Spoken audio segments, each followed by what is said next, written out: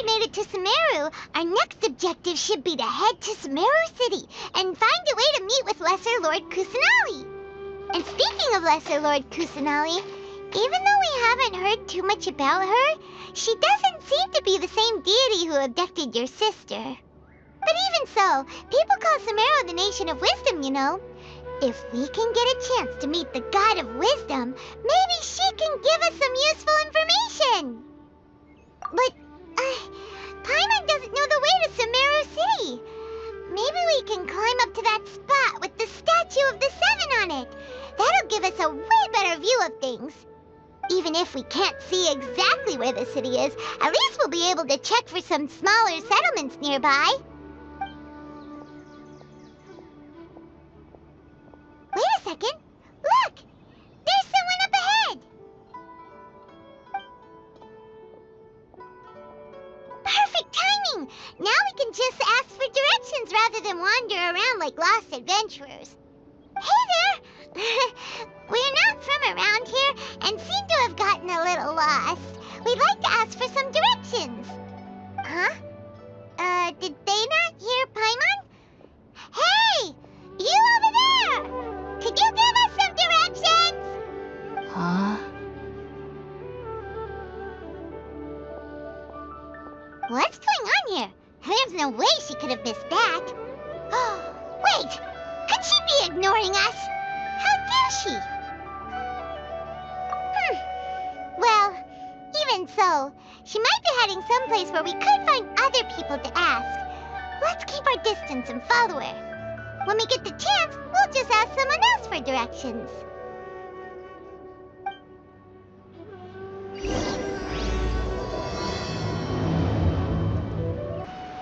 Huh? She just walked near that small waterfall and then suddenly vanished. Let's go take a closer look.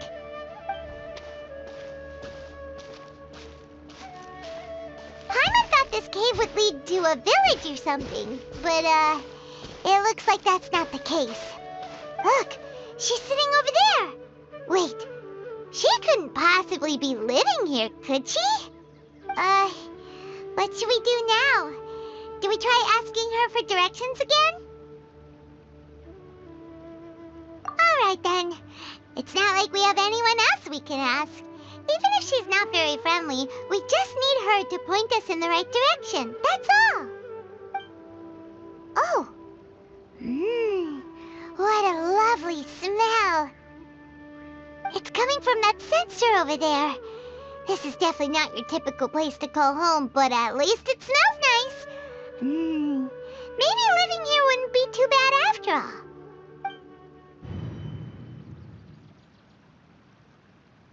Huh? What's the matter? You don't look too good. What? Is the smell making you feel sick? Strange. Paimon doesn't feel anything.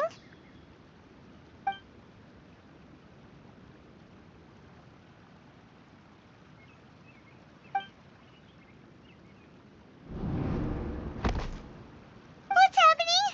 Traveler? This is no time for a nap. Oh, come on, wake up.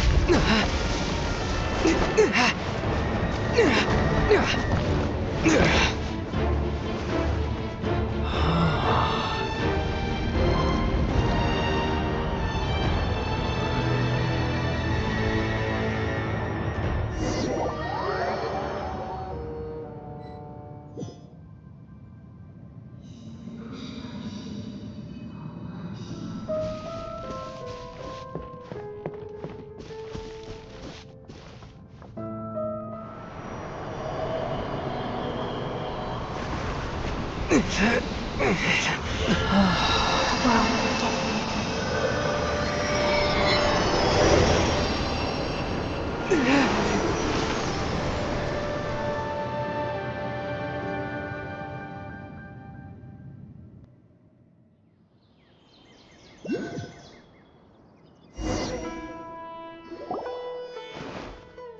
sure it's not serious? The Traveler's been out for a long time now. Yes, you can relax. Believe me, Master is extremely knowledgeable. If he says that he's going to be alright, then there's absolutely nothing to worry about. Oh, are you awake now? Oh, thank goodness! Traveler, you're finally awake! Well, we're at... Good question. Where are we? Haima was in such a panic when you passed out that she even forgot to ask what place this is. This is Gandharvaville. It was originally built by scholars from Sumeru as a place to rest in the rainforest. Now it's mainly used by the forest rangers as a base of operations. My name is Kale. I'm a trainee forest ranger. My master and I found you passed out during our patrol, so we brought you here. Oh, no thanks are necessary. I didn't do anything really. By the way, how are you feeling now? Any discomfort? Oh, that's Master's herbal medicine you're tasting. He gave you some while you were unconscious. Before I forget, Master mentioned you should take more medicine once you wake up.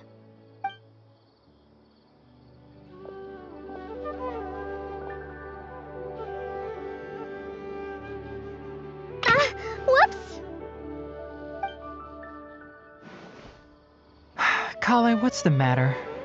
Were you trying to retrieve the medicine? As I've already told you, you must be careful with these. All right, I'll get it for you once I'm finished here. Sorry, Master. Now, the guide to Avidya Forest's edible fungi is clearly posted on our bulletin board. But if Farbode forgets which mushrooms to avoid one more time, I'll have no choice but to leave the guide somewhere a little more visible. Like right smack on his forehead so others can remind him to be careful.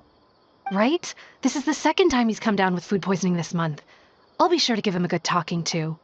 Yes, please do. If, on the off chance, Farbode simply enjoys having little imaginary fairies dance before his eyes, then we'll just let him be.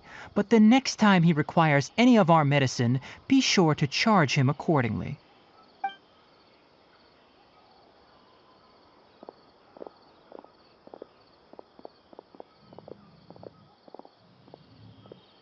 So, how are you doing? Feeling better? Oh, this is my master, Forest Watcher Tainari. He is chief officer over all the rangers here in Gandharvaville. I already informed Paimon about the reason you fell unconscious earlier. But now that you're awake, let me explain it for you as well. It is common practice for Sumeru scholars of certain darshans to dedicate themselves to training and meditation in isolated areas, particularly the nearby forests. While meditating, they use a certain incense known as spirit borneol to help calm their minds as they enter a state of deep rumination. In hopes of asking directions, you two followed a scholar named Hypatia into her cave. The incense you smelled inside was the spirit borneol I just mentioned. That incense typically has no effect on most people, but for a very select few, it can have profound effects on one's cognition, as you experienced firsthand. Does that make sense? Very good. Now, answer me this. Did you feel anything after passing out? Say, any out-of-body experiences? Or did you see anything while unconscious?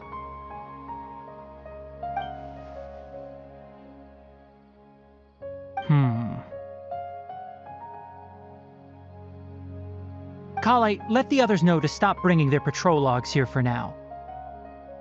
Huh? Why? Because these two will be staying here for the next few days. They can have my room and I'll bunk with Amir. Now get a move on and be sure to do as I've said. Yes, Master Tainari.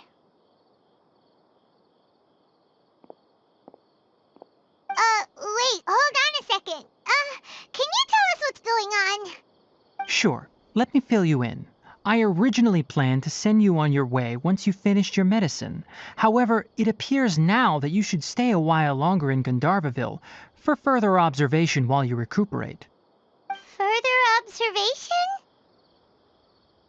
No need to be hasty. As long as you have the capacity to judge between right and wrong, I promise that you'll understand the gravity of the situation once I explain everything to you. Based on what you saw after smelling the incense and losing consciousness, we can conclude that you experienced a powerful hallucination, which suggests your mental state is not in the best of shape. If you're skeptical, have a whiff of this. Whoa! Are you okay? You're experiencing a similar sensation as when you passed out, aren't you? So even though your condition is stable as of now, if I were to haphazardly let you leave, it's highly likely that you'd suddenly pass out again somewhere else. The rainforest is home to many fierce animals and hazardous areas. If something were to happen to you again, I'm afraid you might not be so lucky. For now, I suggest you continue taking your medicine each day and avoid wandering off on your own. At least until you stop having adverse reactions to this kind of smell, okay? Good. Now continue resting while I fire up another bowl of medicine for you. Seriously? We just arrived in Sumeru and we're already having problems left and right! Paimon knows we're set on meeting Lesser Lord Kusanali as soon as possible, but you really don't look too good. It'd probably be best to let you recover first. Hey! Are you even listening to Paimon? Paimon's over here worrying about you, you know! What's weird? You mean how you're feeling now? You mean the vision of tree roots and red skies you saw? But if those weren't hallucinations, what could they be?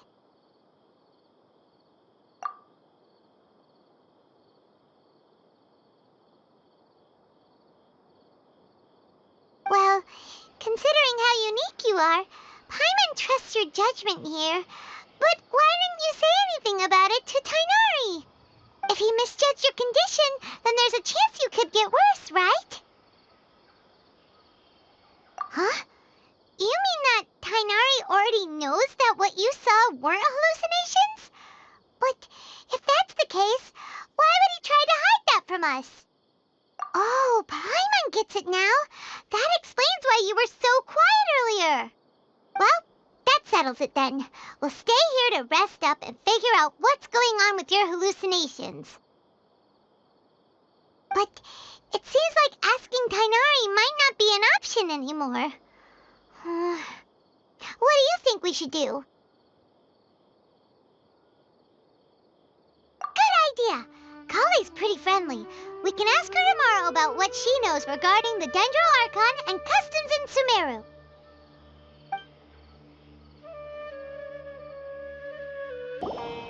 All right, next let's see your right hand. Yes, not bad. But please remember that you still need to be careful. Understand? Yes, I will. By the way, Master, I still haven't received the patrol route for today. Look, Kale, today's patrol will be a long one, so you won't be coming along this time. Besides, there's a chance we may encounter... well, you understand. But I have a vision too! Am I useless to everyone now? Don't talk like that, Kale. This is not something you need to be worrying about right now. Ah, there you are. Feeling any better? Yeah, since we'll be staying here for now, we thought we might as well try lending a hand around here.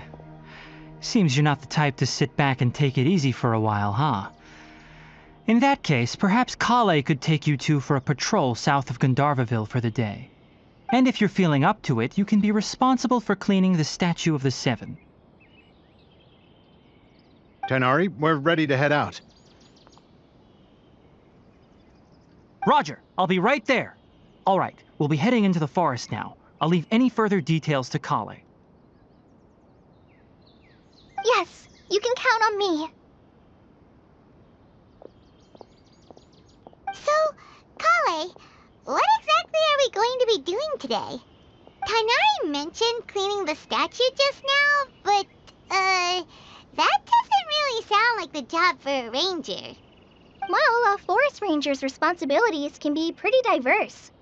They handle a variety of tasks, like checking the condition of outlying roads, maintaining forest facilities, ensuring fire prevention standards are met, and providing assistance to travelers and locals. As for Master, well, he has to handle more dangerous areas of the rainforest. Today we can perform routine checks on the pathway lamps as we make our way to the Statue of the Seven. Paimon, traveler, this way! You can leave the task of checking the lamps to me. In the meantime, you two can keep an eye out for anything unusual.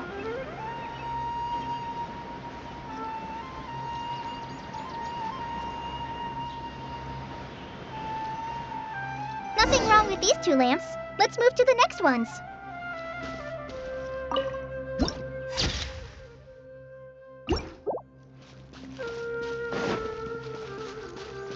Oh, this lamp seems to be getting a little wobbly. Let me make a note of it. No problems with this lamp. Good.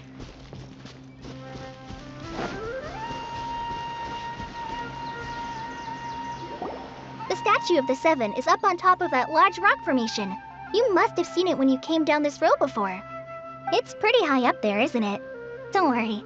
If you're afraid you can't make it up there, I'm sure Master wouldn't mind if you don't clean the statue. Oh? I guess I'll leave it up to you then. There's not much footing once you reach the statue, so be careful up there. Paimon will fly up with you and help you with those hard-to-reach areas. By the way, Kale, do you know anything about the Dendro Archon? You know, what's she like? That depends. Are you referring to Greater Lord Rukkhadevata or Lesser Lord Kusanali? Huh? Greater Lord Rukkhadevata? Oh, is that the name of the former Dendro Archon? Uh-huh. Greater Lord Rukkhadevata was Sumeru's first Dendro Archon. She created the rainforest as well as the wall of Samiel around the desert. Her works provided a means of peaceful living for everyone. To the people of Sumeru, she's not only a symbol of wisdom, but also of power and kindness. Unfortunately, she disappeared in a great calamity that occurred a few hundred years ago. According to what Master has told me, the sages later found the newly born Dendro Archon and whisked her back to Sumeru. To celebrate the reinstatement of their lost deity, the sages dubbed her Lesser Lord Kusanali and let her reside in the sanctuary of Sirastana. Uh-huh. Then what happened? Well, and then... I'm not too sure what happened, to be honest. Huh? You're not too sure? But aren't you from Sumeru? Yeah, I'm from Sumeru. But... Maybe it's difficult to discuss this topic with strangers. If that's the case, then don't worry, we understand. No, it's not that. I'm not trying to hide something from you. Besides, I don't consider you two strangers. Anyway, you two know Amber, right? Wait, Amber? You mean... Yes, that's her. I once lived in Mondstadt for a while, and she helped me a lot during that time. You could even say that she helped me become a new person. There's no one like Amber. She lives life to the fullest while always adhering to her strong sense of justice. She's ready to answer the call for action at any moment, but is also very understanding of others. She's like the spark that lights the fire in everyone's heart around her. If you ask me, she's a prime example of a true outrider. She's the first person anyone coming to Mondstadt will meet. You can't help but be enthralled by her charm and enthusiasm, causing you to fall in love with the lands of Mondstadt and...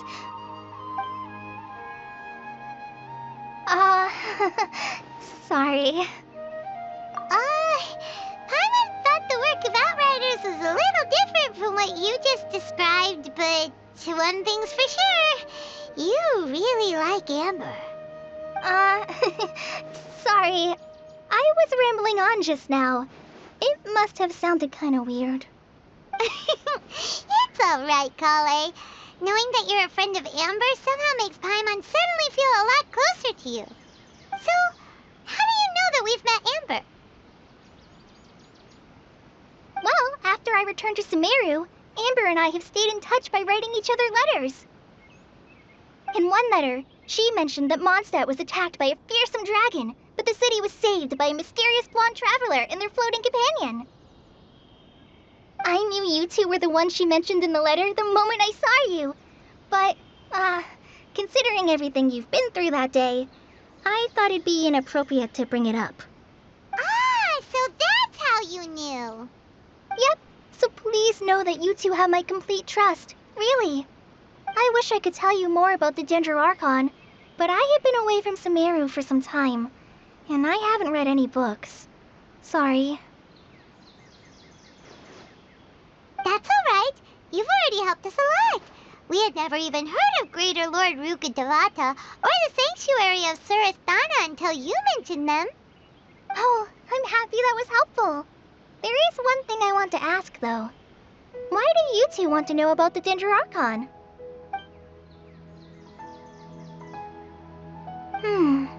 So that's why you're here. Thank you for telling me your story. Don't mention it. We are friends after all, right? Alright, we have a statue to clean.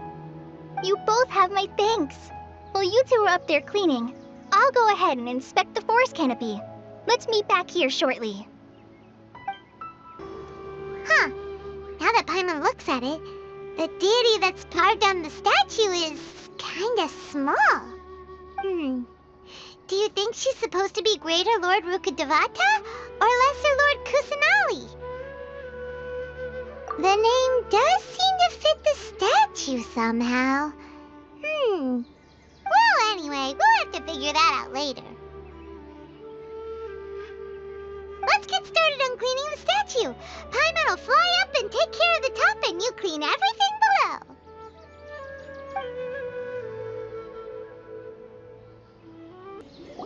Kale, we're back! Welcome back! You must be tired after all that climbing. Let's take a little break. I brought some fruit and water for us. Yay, food! What kind of goodies did you bring? Hey, don't be a party pooper. It's not like Kale is a stranger or anything. Besides, the best way to compliment a chef is to show passion for their food. Xiangling taught Paimon that. I prepared a nice portable dish that forest rangers like to eat called pita pockets. I hope you'll like them. Whoops! Ah, no! You dropped it on the ground! Not to worry. I wrapped a few layers of oiled paper around each pita. They should be fine. Oh, whew. Paimon nearly had a heart attack there.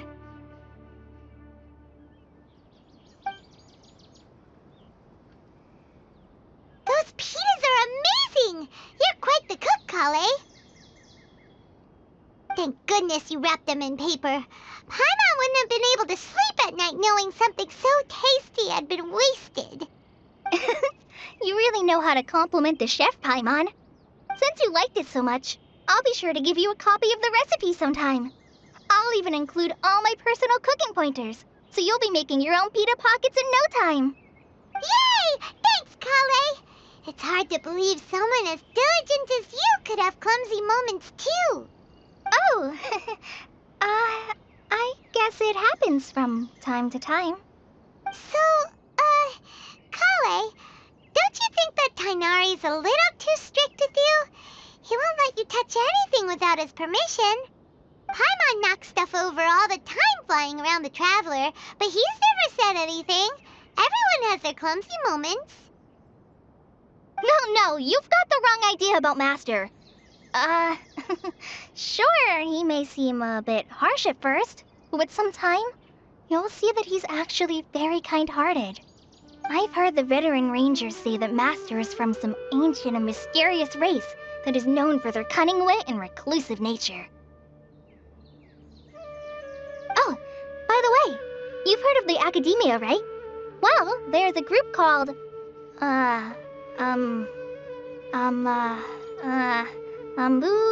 something? Well, anyway, because Master does a lot of research on plants, sages from the Academia have written him many times, inviting him to take up an official position there. But Master declines their offers every time, saying, Sumeru City is too noisy. It'd be bad for my ears.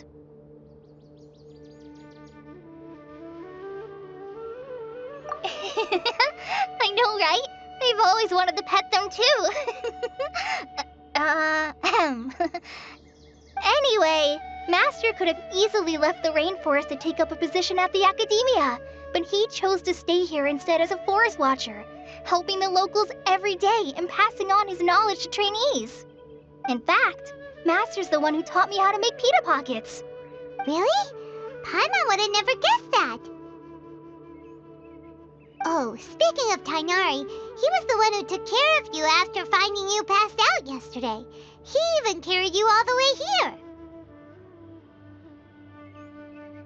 Paimon's still kinda upset, though. He kept scolding Paimon the entire way here. Oh no, I'm sorry. Master might have been overreacting a little. But, it's mostly because Paimon wouldn't stop yelling, Why, oh why, is he going to die? It probably started to get under Master's skin after a while. Hey! Don't laugh! Paimon was genuinely concerned about you.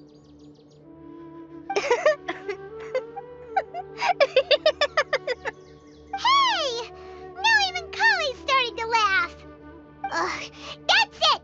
Paimon won't forget this! It's time for some Paimonial wrath! No! Don't touch me!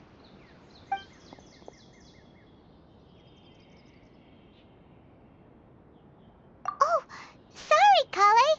Paimon didn't mean to scare you. No, I just... I didn't mean that. Kale, are you okay? What's the matter? No, I'm... I'm fine. I'm sorry. I must have startled you both reacting like that. Oh, well, it's getting late now. Let's hurry back to Gandharville. I think Master and the others should be back by now, too. Huh? What was up with Kale just now? And why is she in such a hurry all of a sudden? Look, she's practically running back. Paimon can't even see her now.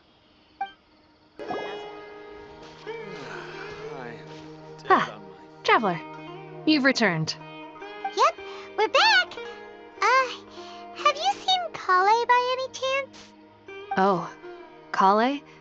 Yes, I saw her go into her room just a moment ago. Oh, okay. Guess we'll just have to wait and talk to her tomorrow then. Ah, it's you two. I was just about to go look for you. Huh? Tainari? What are you doing here? Where's Kale? I came to check on Kale's condition. To put it simply, she's not well. You mean she's sick? How could she be... Oh, wait a minute. Could it be because of what Paimon did yesterday? No need to worry. Something as small as you could never harm her. This sickness is something that Kale has been dealing with for some time. Kale has been more excited than usual since you two arrived. A little too much so, to be honest. She hasn't remembered to take care of herself. I suppose it's understandable, though. She hasn't been around anyone she considered a friend for some time now. It must have been refreshing for her to have you two here. So, Tainari, what's really wrong with Kale? Let's take this conversation elsewhere.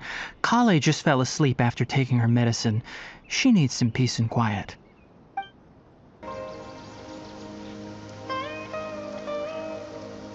All right, let's continue our conversation here, shall we?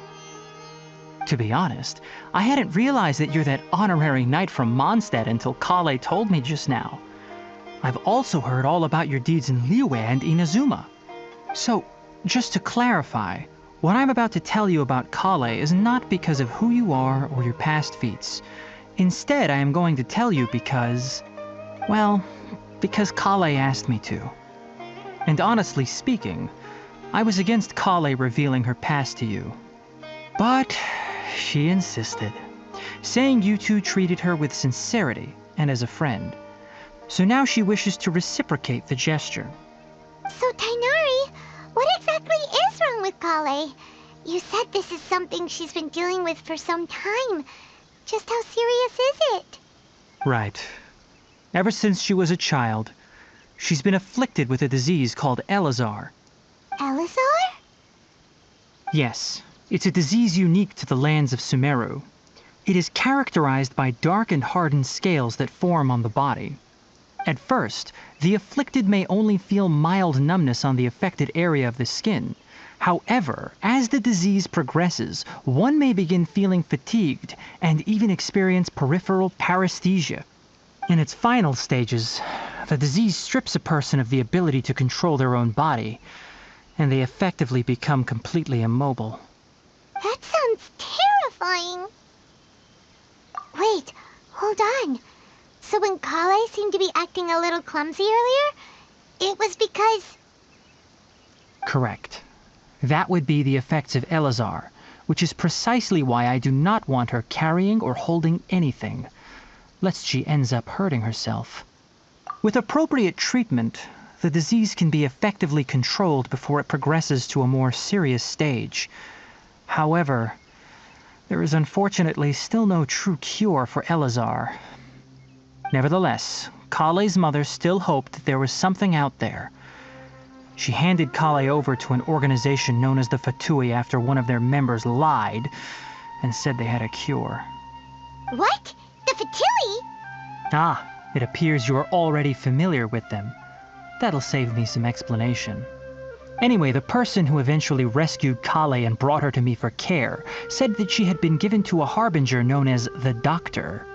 I have no idea how this doctor managed to do it, but her case of Elazar was completely stable for all the years that Kale was with them.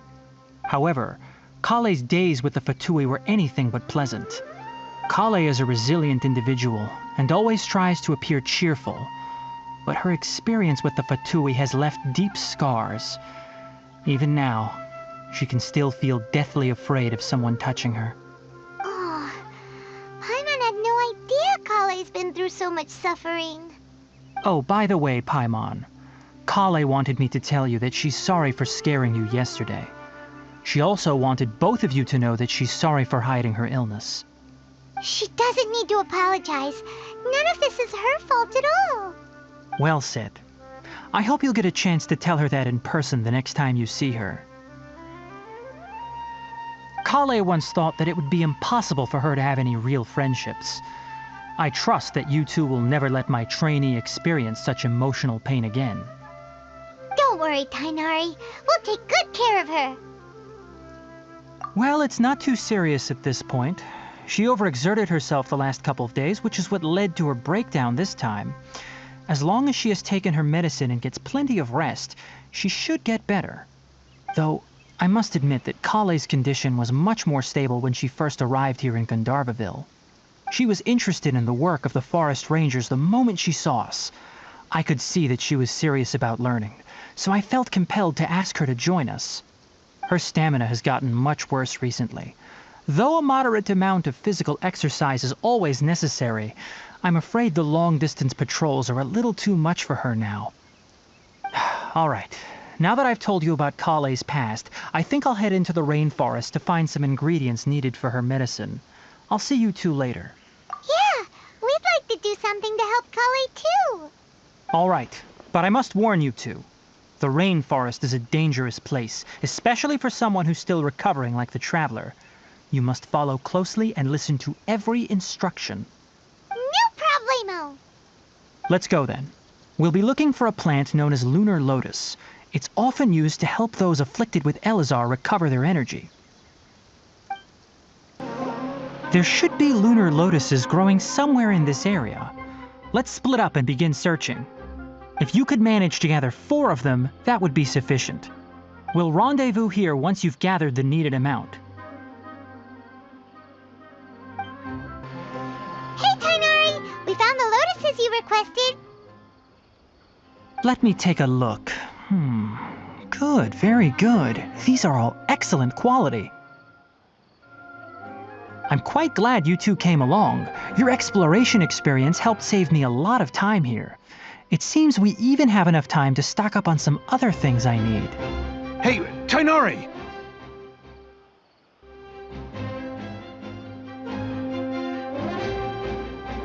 Oh, Tainari! Someone's calling your name! They're dressed like a forest ranger. Ah yes, that's Amir and the others. But didn't they just set off not too long ago? What are they doing back so early? Let's go find out what's going on.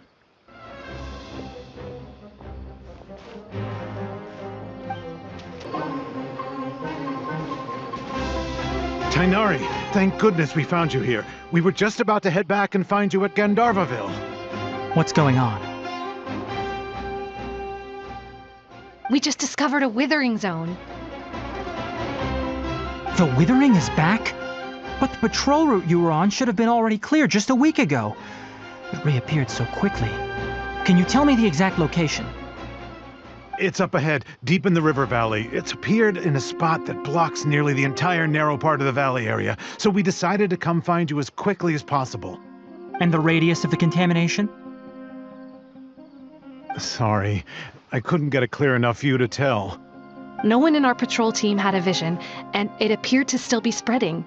So we didn't risk getting any closer. Okay, I understand. You made the right decision. I'll go deal with it right away. In the meantime, please guide these two back to Gandharvaville. Wait, Tainari!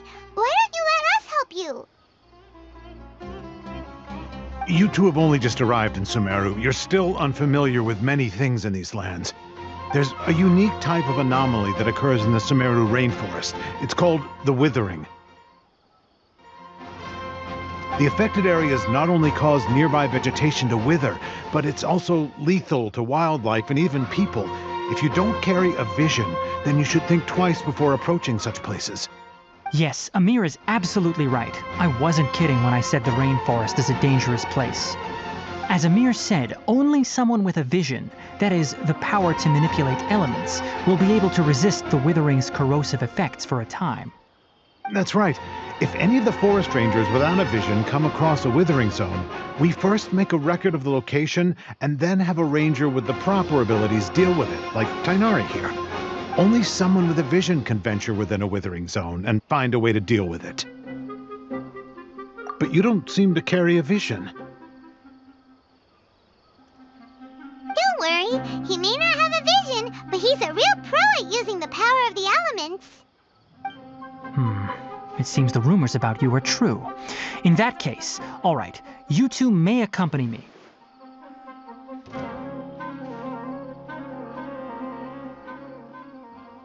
We typically only teach visitors how to identify the Withering as they're about to leave Gandharvaville.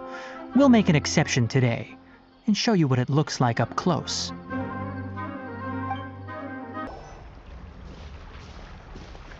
Stop. Don't move any further. Look there in the distance. Huh? Where? Oh, look! Those plants have withered! That whole area is kinda gloomy. Even the air looks like it's filled with ash. Oh, Paimon doesn't like the look of this. That is the Withering. All right, traveler. We're going to have to enter that Withering zone. Once inside, we'll need to look for what we call tumors of the Withering. If we eliminate those, then the area will be saved. Thank you, but I must warn you. Don't push yourself. This is your first time handling this sort of thing, after all.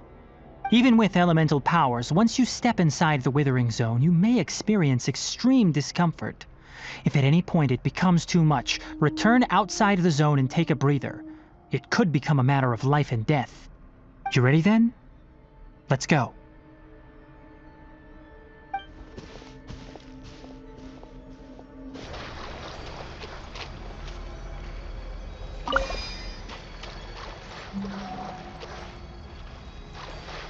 Let's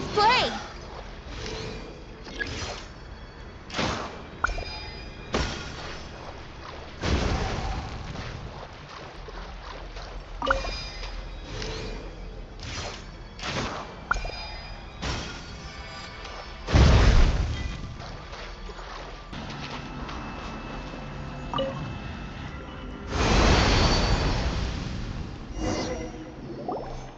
did it! Everything's returning to normal now! Yes, thanks to you two. We were able to quickly restore this area back to normal. Tainari? You make it sound like we did well, but why does Paimon have the feeling you're worried about something? It's that obvious, huh? Alright, it's like this. Recently, the rate at which the Withering Zone appears has been increasing. Even though we were able to quickly clear that Withering Zone, it won't be long before another one appears. If that simply meant more work for me, then that wouldn't be an issue. But it's far more severe than that. The withering is leaving lasting effects on the rainforest itself. For instance, even though we cleared out the Withering Zone, many of the plants that were affected will not recover. This presents a crisis for the ecosystem itself. Many plants in the rainforest are already in decline, directly impacting the wildlife that depends on those plants. And most disturbingly, as the appearances of Withering Zones have started to increase, Kale's case of Elazar has also become more serious. Huh? But why's that? I'm still not sure of the exact reason. However, I've received word from acquaintances at the academia that similar cases are being reported for patients with other conditions. No, none that we know of. The withering has been recorded in Sumeru for millennia. It's said that it originates from the depths of the world. By the way, have you heard of Irminsul before?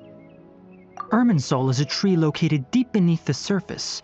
Although it isn't like any tree we know in a biological sense, you can basically think of it as a large tree that grows downwards rather than upwards. I'm sure you've heard of ley lines, right? They're like the roots of Irminsul, spreading and extending from a massive cavern deep underground all the way up to the surface.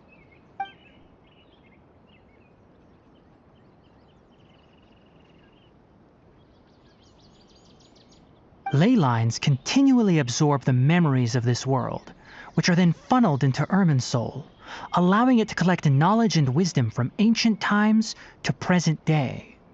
The Dendro Archon is known as the God of Wisdom because her consciousness is directly connected to it. It is also said that the Dendro Archon's power is a manifestation of Irminsul. And as for the Withering, its emergence is related to a disease that's affecting it. That's right. My ancestors learned of this from Greater Lord Rukkhadevata's familiars a long time ago. But even those mysterious creatures did not know of a cure for Irminsul. I'm afraid we Rangers will be battling the Withering Zones here for a long time until a cure is found. Alright, that's enough on this topic for the time being. Now that we've taken care of things here, it's time for us to head back to Gandharvaville. Oh, Tainari, you all made it back. How did it go? The Withering Zone you reported has been taken care of. No need to worry. Huh. Wait, is that? Oh no, Hypatia!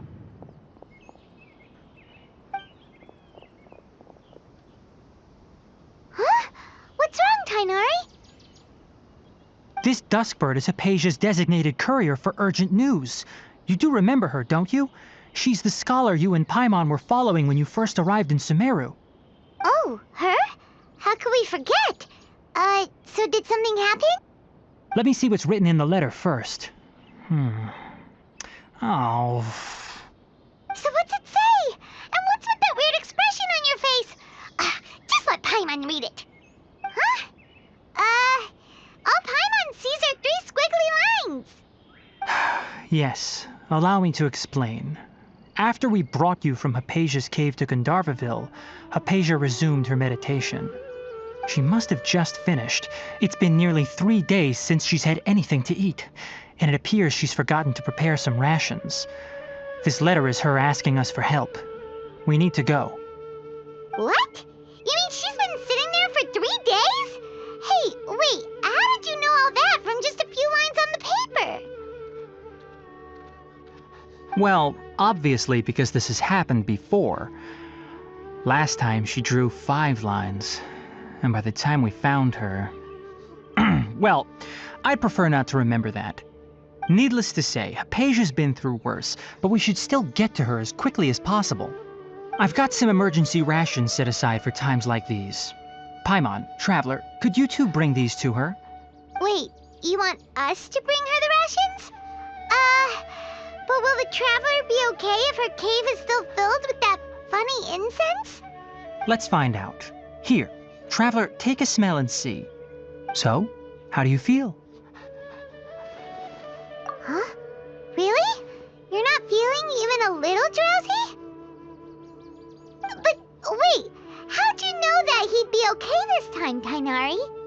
Back when we were clearing the Withering Zone, I observed that he could adeptly manipulate the Dendro element. I knew then that he would be fine. And if I may ask, when I was telling you two about Irminsul's ley lines, was what I described similar at all to what you saw while you were unconscious? That's correct. Those weren't hallucinations at all. Though I don't intend to apologize for deceiving you. Because what you saw is of significant importance. Not just for the nation of Sumeru, but the entire world of Tevat. My forefathers were shown much favor by Greater Lord Rukkhadevata. We took an oath to protect this nation together with her. Now that that duty has fallen to me, it was part of my responsibilities to ascertain whether you could be entrusted with the fate of Sumeru.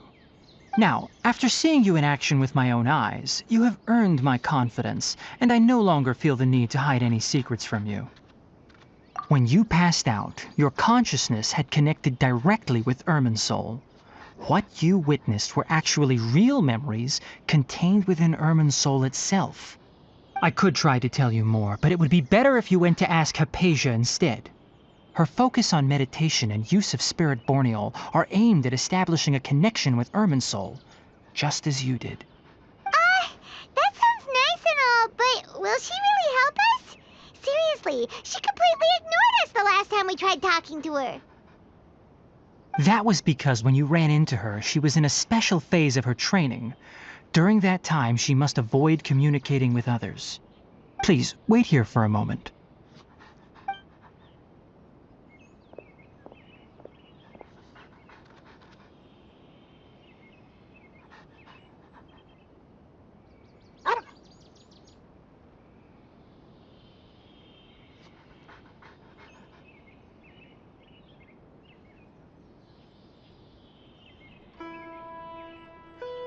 Here, take these. It's a meal I packed for Hypatia, as well as some other ingredients. I'm sure it'll come in handy. Also, here's a letter that I would like you to give to her. Just show it to her and she'll answer any questions you may have. No. I should be the one thanking you. You've both been a great help these last few days. Hello? Hypatia? Hey, there's nobody here. Maybe she went out to look for some food. Let's try looking around the area.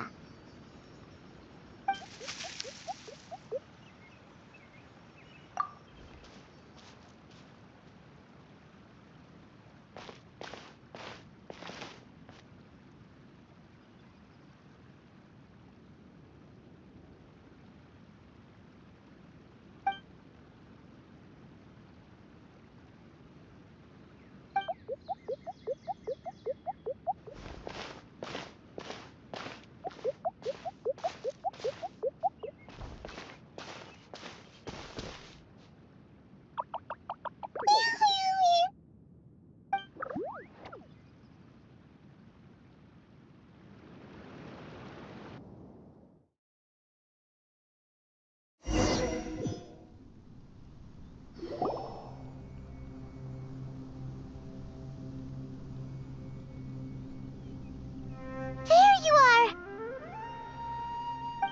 Hypatia, are you alright? So hungry. There's no way we can get her to eat in her current condition. Let's try finding some water first.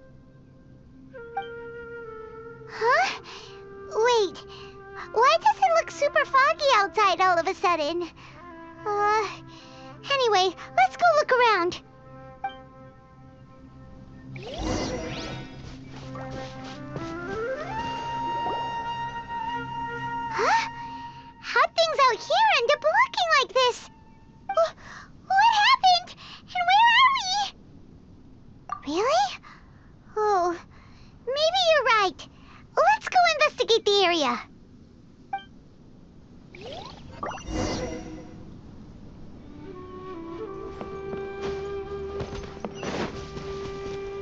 rock gliding be faster?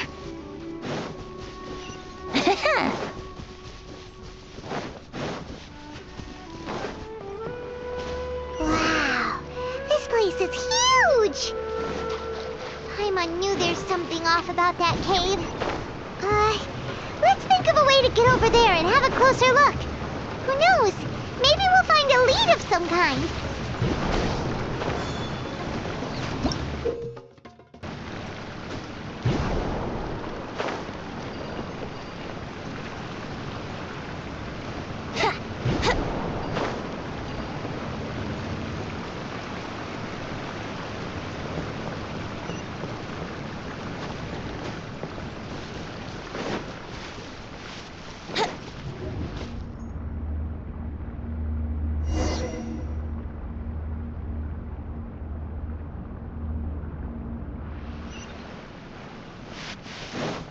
Huh? What happened just now? Why'd everything around us suddenly change?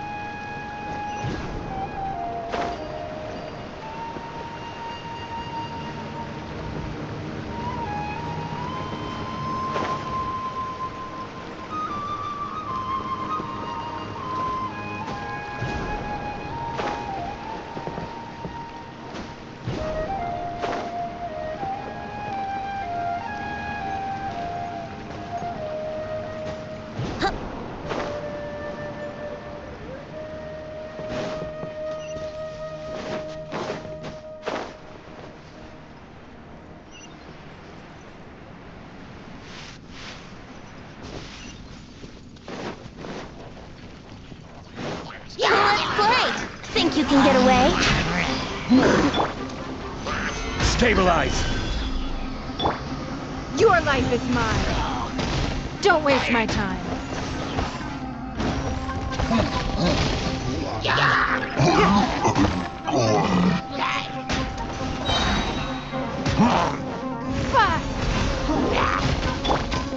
Quake! I will have order!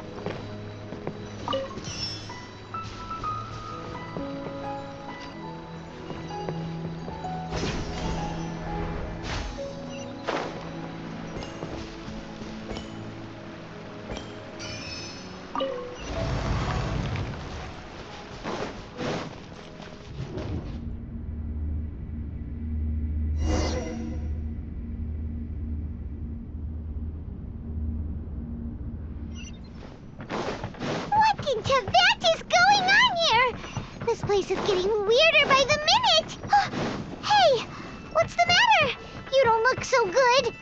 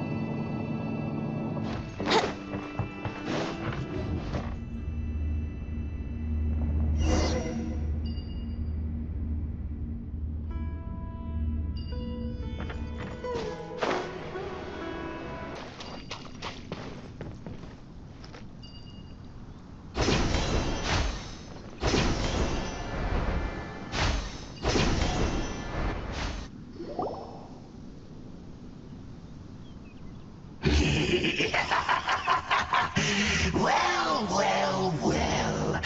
Looks like we meet again, traveler. The Abyss Herald! What are you planning to do in this strange place? Strange place. Plotting.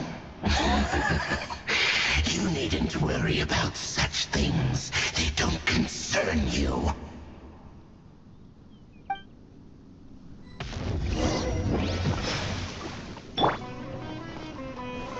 Solidify! I'm going in!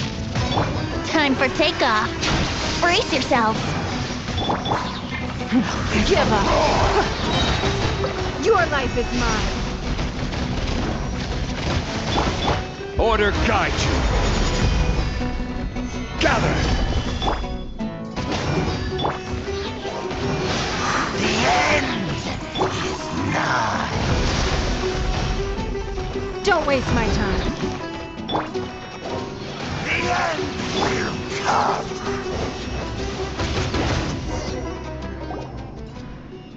Huh? Why can't we beat this guy? Oh, Paimon doesn't get it! We faced others like him before! What's wrong this time? Traveler, though you may have managed to avert countless crises before, your good fortune was bound to end sooner or later. It's time you realize how weak and powerless you really are. Your sister. Oh, pitiful traveler. Are you really so ignorant? Or are you just living in complete denial? Her Highness has long since forsaken you. Your meager existence in her eyes is that of an annoying bug, only to be stepped upon. The bonds of love and family which drive you to find your sibling are utterly gone. Your journey is meaningless. But don't you fret now. Today will be your last. Now die!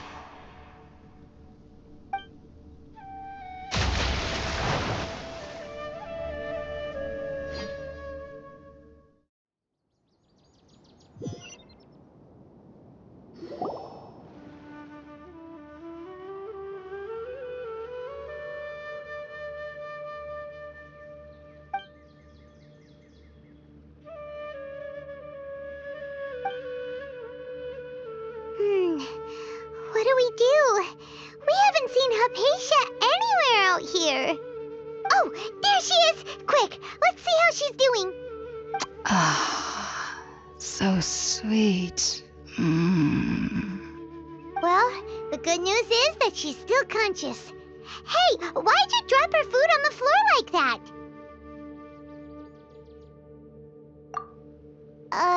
Are you okay? That's really not like you. Anyways, we can talk about this later. We better make sure she's alright first.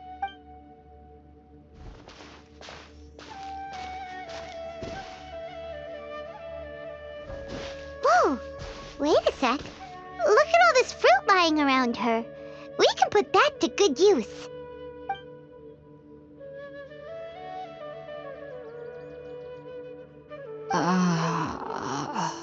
Who is there?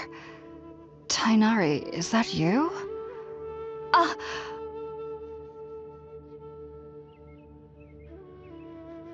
Huh? It's okay. You can relax, Hypatia. Tainari sent us here to bring you some food and water. Here, we have a letter that he asked us to give you.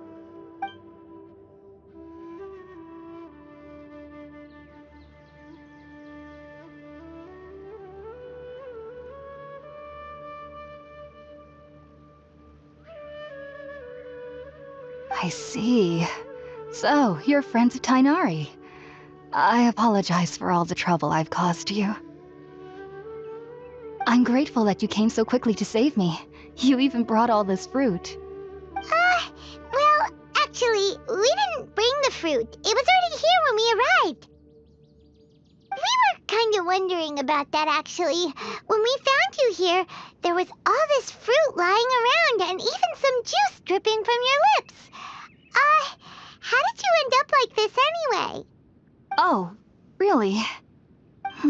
I seem to understand now. All the fruit was likely from my, neighbor. Must have come by and saw me like this. Your neighbor? You mean there's someone else living nearby?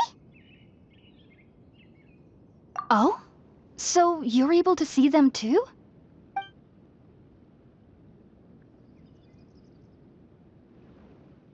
Wait, hold on a second, Traveler.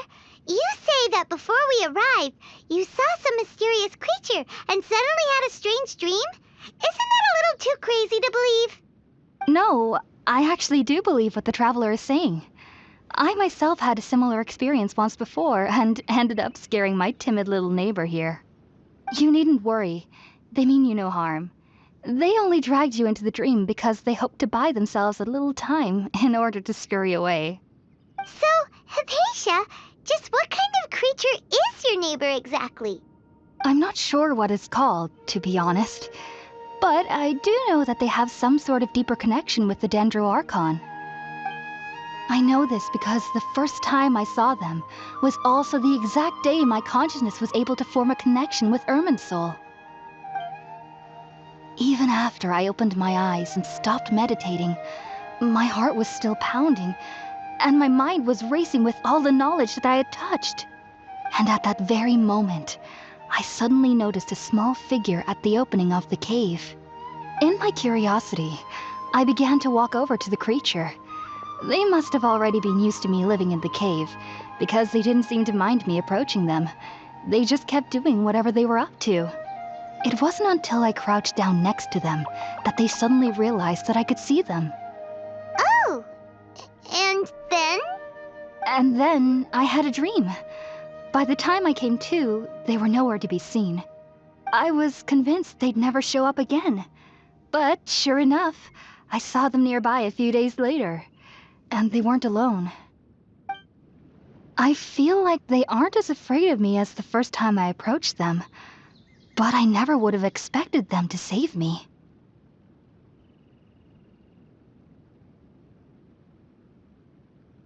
Yes, no doubt about that. By the way, Tainari mentioned in his letter that you had questions for me regarding Irminsul.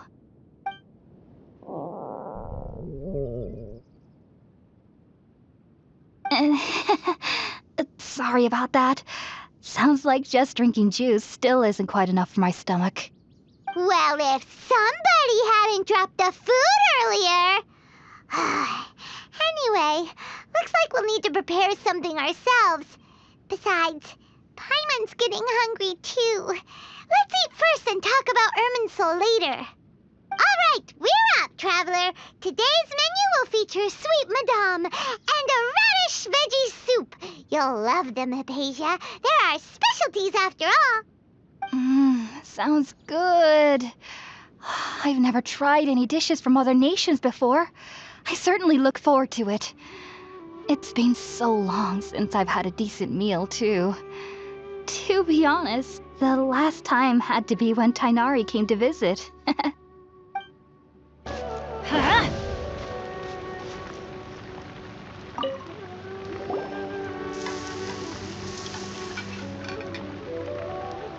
All done!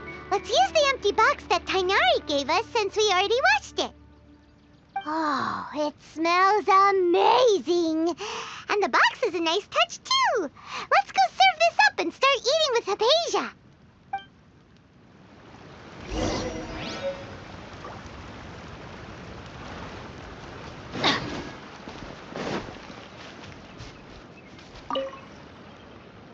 Are you already finished cooking? Smells delectable. I'm truly thankful whenever I can enjoy a proper meal like this. Cooking really isn't my forte.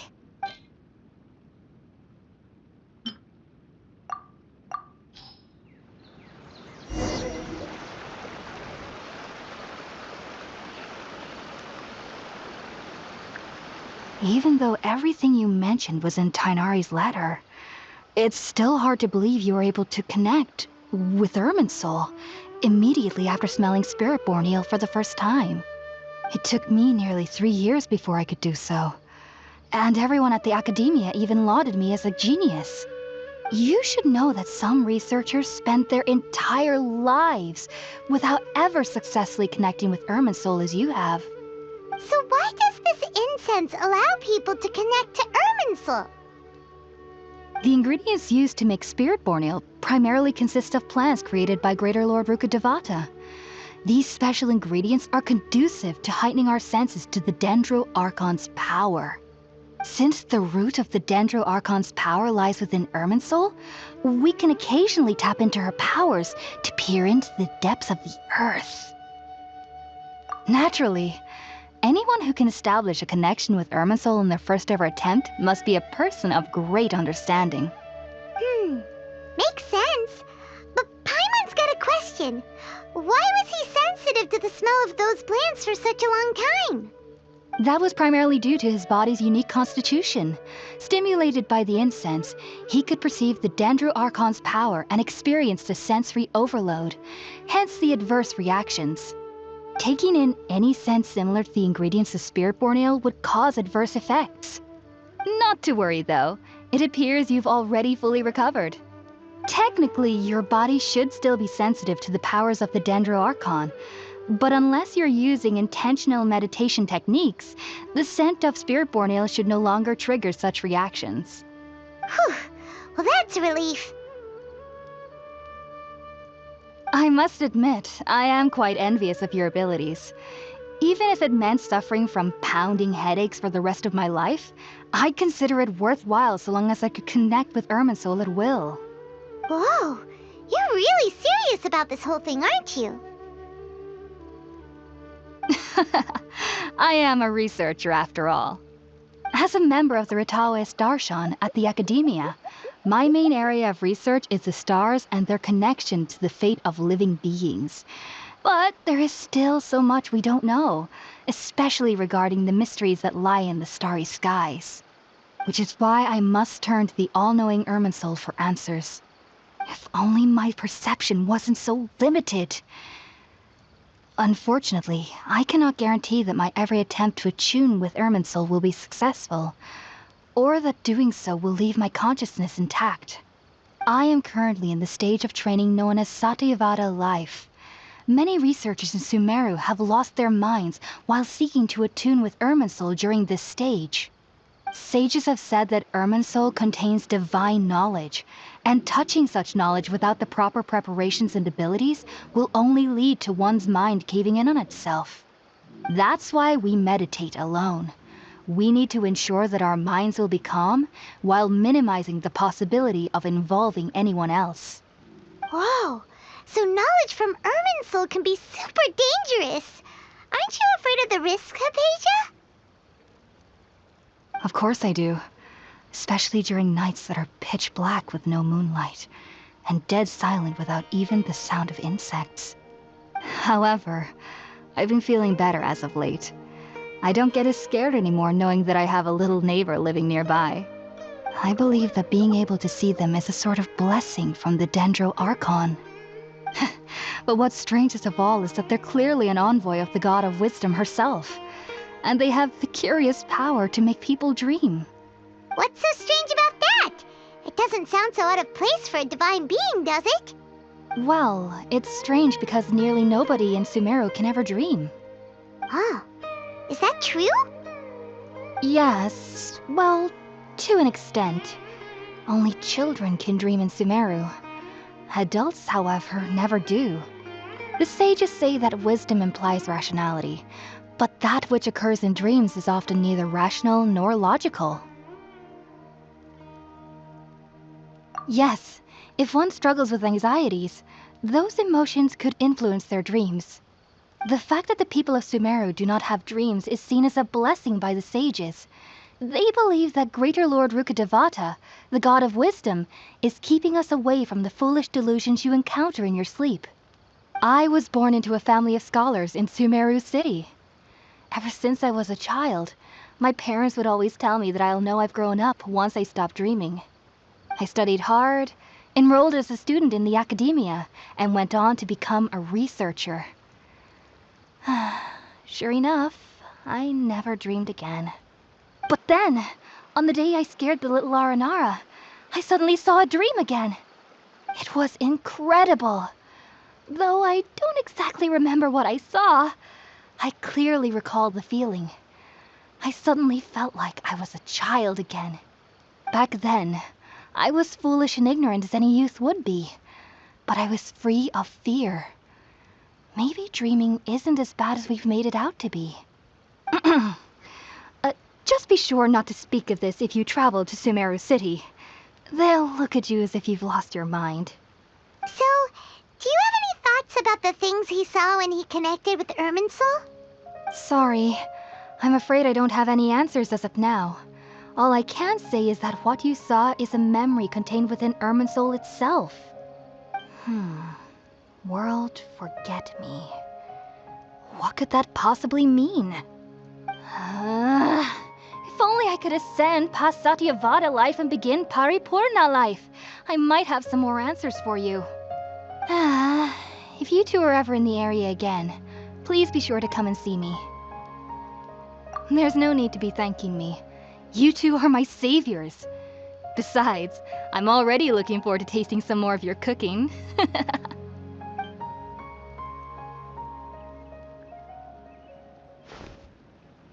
that we know Hypatia is alright and had the chance to ask her some questions, Paimon thinks it's about time to head back to Gandharvaville. Think about it, Tainari. Refusing to join is tantamount to burying your head in the sand. I understand that you're a forest watcher and that it's your duty to combat the effects of withering zones. But isn't it evident that such work is not a lasting solution to the problem? As Sage Kage clearly stated, your presence and guidance in Sumeru City is pivotal in finding a cure for Irminsul. How could you possibly refuse? Keep your emotions in check, Ghulam. Let's at least listen to Tainari's reason for declining. We're here to invite him to the Academia, not to cause a scene. Sage Kage, I am truly honored that you came here in person, but I'm afraid I must still decline your invitation. I am merely a forest watcher. How could the great minds of the Haravatat have any need of someone like me? Well, it turns out that your refusal letter had some implications on your master's reputation. He is a renowned sage of the Immorta, after all. So now I've come here in his stead. I see. Huh. And I figured that given his temper, he would come here and berate me personally. Tainari, your master is an integral part of this effort, and now he requires your assistance. And what exactly does my master need of me, Sage Kage?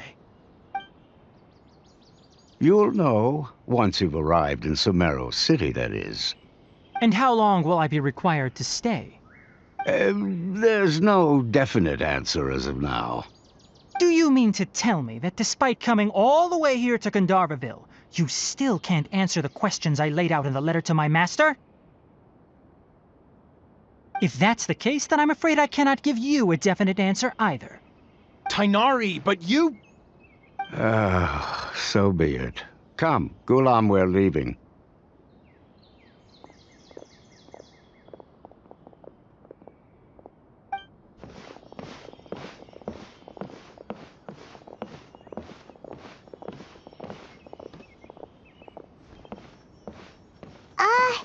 Tainari, what was that all about? It's nothing. Some people from the academia wanted me to go to Sumeru City to assist them with a project, but I had to refuse on account of all my responsibilities here. But all that can wait. How did things go with Hypatia? It was quite the eventful trip, but the main thing is that she's safe and sound. She answered a bunch of questions for us, too. Very good. Now that the traveler has made a full recovery, there shouldn't be any reason for you to tarry here longer. I assume you will be heading to Sumeru City, correct? That's right. We want to meet Lesser Lord Kusanali and ask her for advice. Do you have any idea on how we can find her? Sorry. I'm afraid I don't have any advice for you there. Well, do you at least know anyone we can try asking in Sumeru City? Let me think. My trips to Sumeru City have been fairly short, and most of my acquaintances are researchers. How about this? I'll write you a letter of introduction that you can give to a researcher I know. He's from the Amorta Darshan and is adept at gathering information. Asking him might prove worthwhile. Also, when you enter Sumeru City, you'll probably end up receiving something like this item here. I'm not sure if it will ever come in handy for you, but maybe you can give it a try. Oh? What is it? It's called an Akasha Terminal. It's a tool produced by the Academia that utilizes the legacy of Greater Lord Rukkhadevata. Some say that this very item is the basis of Sumeru's reputation as the City of Wisdom.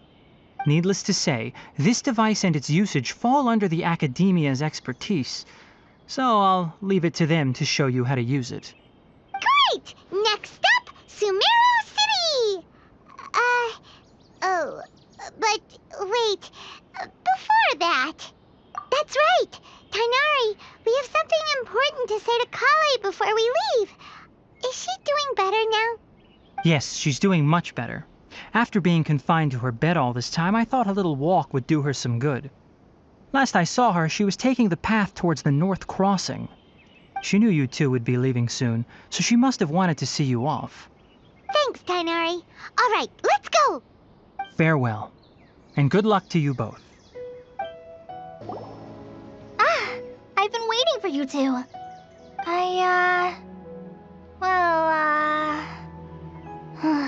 Never mind. I guess I should just wish you two a safe and successful journey. Thanks for waiting here just to see us off, Kale. We're headed to Sumeru City. Don't worry about me. I can take care of myself. My condition won't be getting in the way of my duties. I want to be a forest ranger after all. It's up to me and the others to protect the rainforest here. And, I'm sorry. I should have told you both about my condition when we first met. I just wanted you two to treat me as a normal friend, not some girl that needs your sympathy. But I guess now I understand that the most important thing is for friends to be genuine with one another. There's no need to apologize, Kale. We should be thanking you for trusting us enough to be your friends and sharing your past with us. We're probably still gonna worry about your condition, but that's because we're friends and we care about you. Thank you. That means a lot. Before you leave, I have something for you. Oh? What is it? It's my recipe for pita pockets. I told you that I'd give you a copy, remember? My handwriting is a little, messy, so please don't laugh.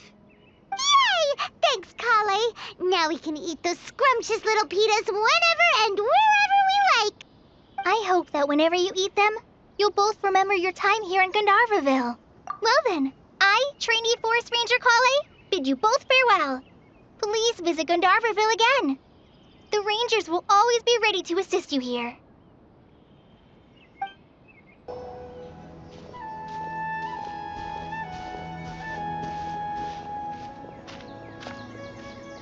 Sumeru City! We finally made it. Oh, did you see that? When those people entered the city, something on their heads lit up. One moment, please, you two. It appears this is your first time visiting Sumeru City. Oh, yeah, that's right. But how did you know that? Because there's currently no information on either of you in the Akasha. But no need to worry, that won't prevent you from entering the city. In fact, the Academia conveniently provides each traveler to Sumeru City with a device. Perhaps you two have heard of the Akasha before. It's our beloved Greater Lord Rukkhadevata's lasting legacy, a treasure trove of collected knowledge. After centuries of tireless research on the Akasha, the Academia created one of its most ingenious inventions, the Akasha Terminal. As long as you are within Sumeru's borders, you may use an Akasha Terminal to connect directly to the Akasha and access any knowledge you need. I should mention that due to technical limitations, the operation of Akasha Terminals will be much smoother and more effective in large cities such as Sumeru City and Port Ormos. Oh, so this is the thing that Tainari was telling us about. It sounds pretty amazing. You two are quite fortunate. Until recently, it was standard practice to only issue Akasha terminals to outlanders who spent an extended amount of time in Sumeru. However, this policy was recently changed, and now all travelers are issued one upon arrival. Here are your Akasha terminals. Please handle them with care.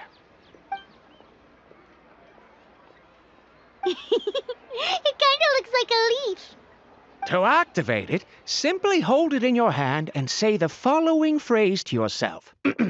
May the mighty God bless us with their voice of wisdom. Oh, since this little doodad lets you access knowledge, maybe we can use it to find a way to meet Lesser Lord Kusanali. Let's give it a try. Ahem. May the mighty God bless us with their voice of wisdom.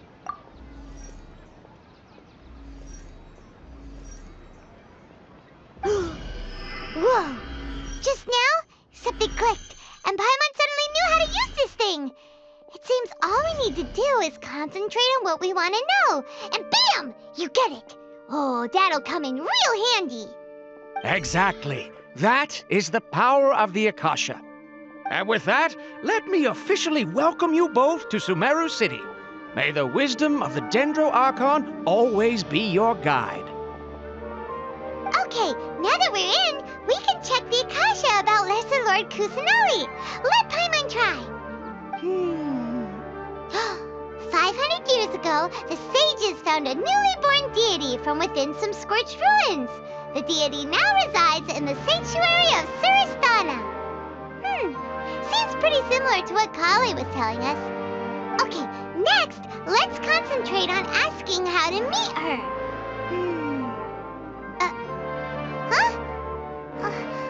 Paimon doesn't sense anything. The Akasha didn't respond to Paimon's question. Oh, come on! Ugh. Focusing on this question feels like when you have something you're trying to remember and it's on the tip of your tongue, but you just can't think of it. Ugh. Paimon's brain is exhausted. Oh, smart idea. But what are you going to ask it?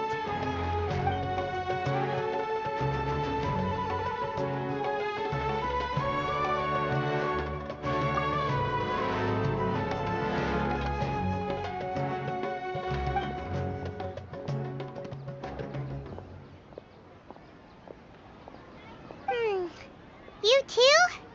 Well, glad it's not just Paimon.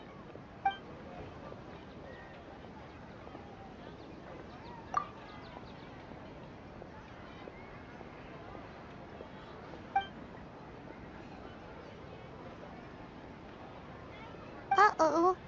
Paimon's getting all teary-eyed all of a sudden. It feels like the people of Sumeru really miss their Archon.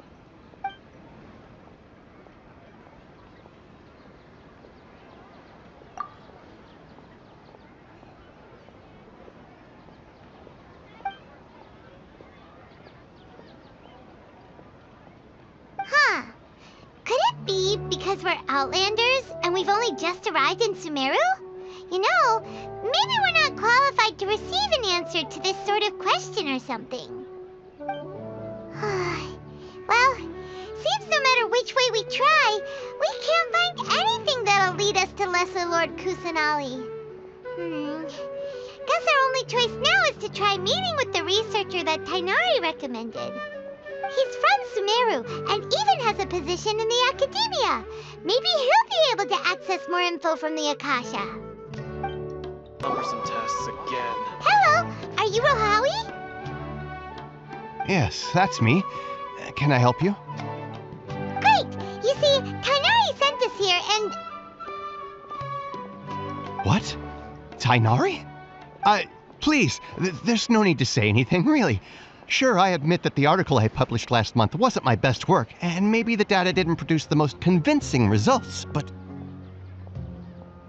Here! This is a letter from Tainari! Oh, let me see... Oh! Ooh, what a relief. You two nearly scared the life out of me. So you two just have some questions for me? Seems even Tainari acknowledges my innate ability for procuring information. So, what is it you two would like to know? We want to meet with Lesser Lord Kusanali. Do you know a way we can do that? You mean you want to meet the Dendro Archon herself? This isn't exactly my area of expertise, but let me see what I can find in the Akasha.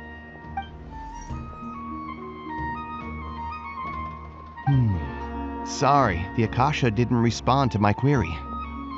What? You too? But what about your abilities for getting information and all that? Paimon was sure you'd be able to access more info than we did. Well, as I said, this isn't my area of expertise. I am but a lowly researcher, so the Akasha doesn't see a need for me to know more about the Dendro Archon. All I know is that ever since Lesser Lord Kusanali returned to Sumeru, she's never left the Sanctuary of Sorasthana or made a public appearance. Huh. Didn't expect her to be such a mysterious figure. The Dendro Archon is somewhat of a recluse. Perhaps she just doesn't want to entertain visitors, which would explain the lack of information in the Akasha. But then what can we do? No need to worry just yet. I'm only hypothesizing here. You could certainly try asking around and see if anyone else has ideas. And besides, you two should consider the bright side of things. Not being able to see Lesser Lord Kusanali may not be a bad thing. In this world, there will always be information you cannot obtain from the Akasha and things you can never accomplish. Knowing when to yield is a form of wisdom. Take me, for example. It's a miracle if my brain cells can spit out one paper every 3 years. But Tainari? That guy can publish 3 papers in just a single year. Okay. Thanks for your advice. Don't mention it. If you two ever want information about things like who's been promoted within the academia or relations between the 6 great sages, come find me. Hey, come on! This is a survival skill at the academia. Paimon's expectations were pretty low, but this is so low, it's like digging holes in the dirt. So what do we do now? Even if we want to talk to someone, we don't know anybody here. Huh? Like who?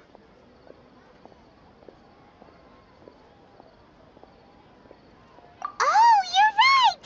Catherine! The Adventurers Guild has its own intel network. Let's hurry and find her. Ad Astra Abyssosk. Hello, Traveler and Paimon. Catherine, we need your help with something. Understood. The Adventurers Guild is always ready to serve you. With what do you require assistance? We want to meet with Lesser Lord Kusanali. Do you know a way we can do that? You two wish to meet with Sumeru's Archon. Understood. Please wait.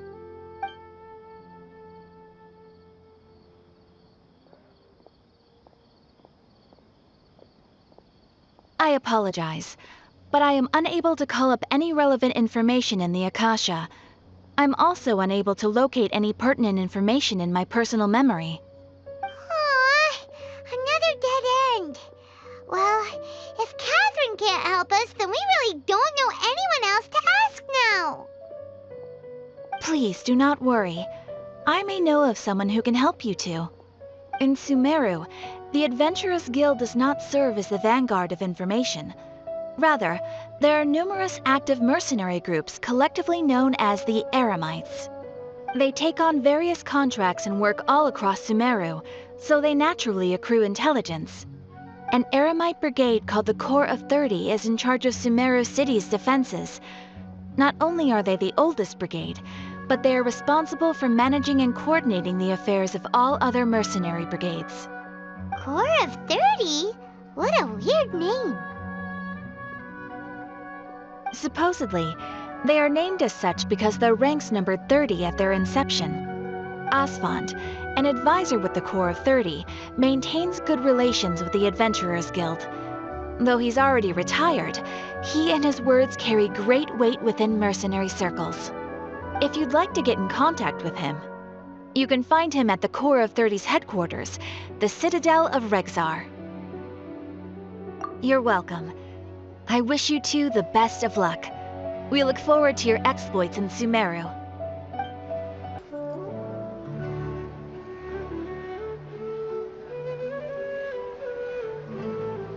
Welcome. The Adventurers Guild told me to expect you two. It's nice to meet you, Osfond. We'd like to ask you about something.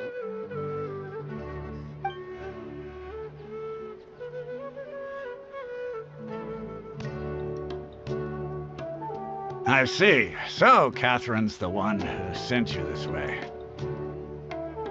Ha! It's true that the Eremites' network is vast, but even I can't help you meet the Dendro Archon.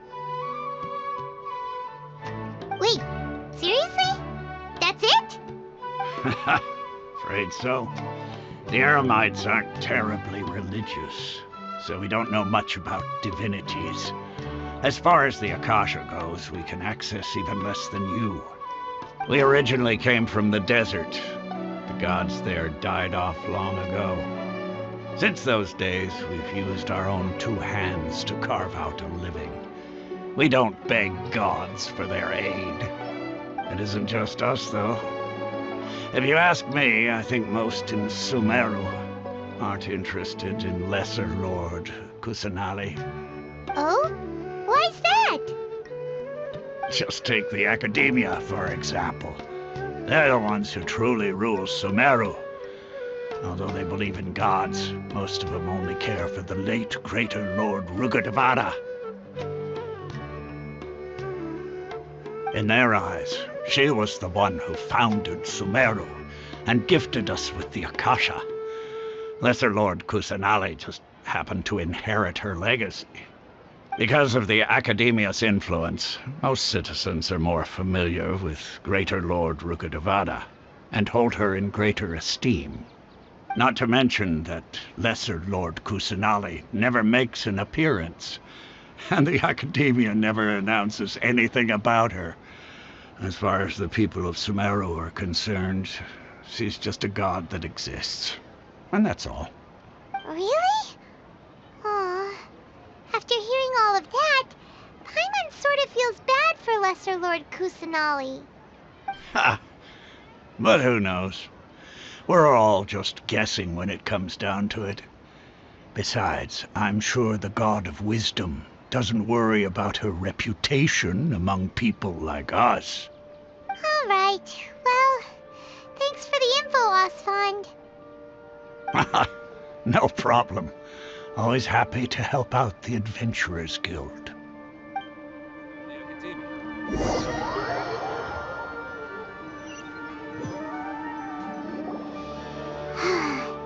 Seems Osfond was right about most people's attitudes here. Not only are they not interested in the Dendro Archon, they even say stuff like, if the Akasha doesn't think I should know, then I don't need to know about it. We've been asking for information non-stop ever since we got to Sumeru. But the harder we try, the more helpless everything seems. Isn't there at least one person in this entire city who cares about Lesser Lord Kusanali? Oh, you two are interested in Lesser Lord Kusanali? Huh? Who are you? From the sound of it, you two are Outlanders who recently arrived here. You've been asking around for information on Lesser Lord Kusanali, right? Oh, I'm sorry. I forgot to introduce myself. I'm Dunyarzad, one of Lesser Lord Kusanali's faithful followers. Whoa, really? Then do you know how we can meet with her? I'm afraid I can't help you with that. But your conversation earlier did happen to remind me of a legend about the Dendro Archon. Sure. It goes like this. Long, long ago, there was a man who heard a prophecy. It predicted that a great calamity was about to befall him. Panicked by what he heard, the man sought out the Dendro Archon in hopes that she would bless him with the wisdom to help him escape his predicament. The man journeyed across deserts and through rainforests and experienced tribulations of every kind. However, he still couldn't find any trace of the Dendro Archon. In despair, he thought, alas, The Archon has abandoned me. He then had no choice but to sorrowfully resign to his fate. Okay, and then what happened? And then, the calamity came. But to his own surprise, the man felt somehow emboldened by the trials of his journey. By relying on his own strength, he managed to overcome the adversity. At that moment, a bird perched upon his shoulder. This bird was, in fact, an avatar of the Dendro Archon. She said, "O Archon Seeker, do you now understand? She and her wisdom have long been found by you. Along your journey, we were in every flower and blade of grass, every ray of sparkling sun, and every breath of dancing wind. So long as you continue to think and ponder, we'll be wherever you go." Yeah, thanks for the story! Paimon feels all warm and fuzzy inside after that. In a way. It seems like this story is also one of the Dendro Archon's avatars. Dunyarzad, since you worship Lesser Lord Kusanali, can you tell us anything else about her? Of course. So did you two know that, I'm terribly sorry, but it seems something's come up now. Let's chat another day.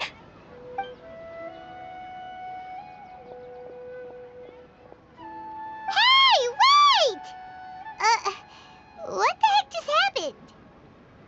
It looks like they're searching for someone. Dunyarzad was acting super nervous just now. You think they're looking for her? This stinks! We finally managed to find a lead about Lesser Lord Kusanali! We can't let them get in the way now. Let's see if we can get rid of them. Then we can catch up with Dunyarzad. Hey, have you two seen a brown-haired girl wearing a purple top and a long blue dress? We're looking for her. Did she have bandages wrapped around her wrists? Yes, that's her. Did you see which direction she went? Yeah, she went that way. Quick, after her!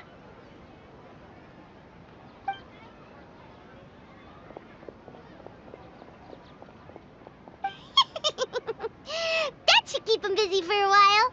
Let's hurry and find Dunyarzad. There you are, Dunyarzad. We thought you might have been long gone by now. Oh, it's you two. Oh, you startled me there. You can relax now. We threw those people looking for you off the trail. Really? Thank you so much. Unfortunately, I believe there's still more of them out there looking for me. Uh-oh, looks like there's some coming this way. Huh? More of them? Then what are we standing here for? Run! No, wait, my body isn't in the best shape. It's difficult for me to run. Okay, sounds good. There's a tavern on the other side of the port we can go to. They probably wouldn't expect me to hide in a place like that. All right, let's move out. Stay behind us. We'll keep an eye out for anyone looking for you.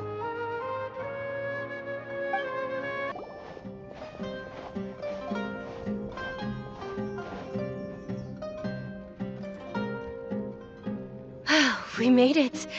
Oh, they shouldn't be able to find us now. Wait, stand down, Dia.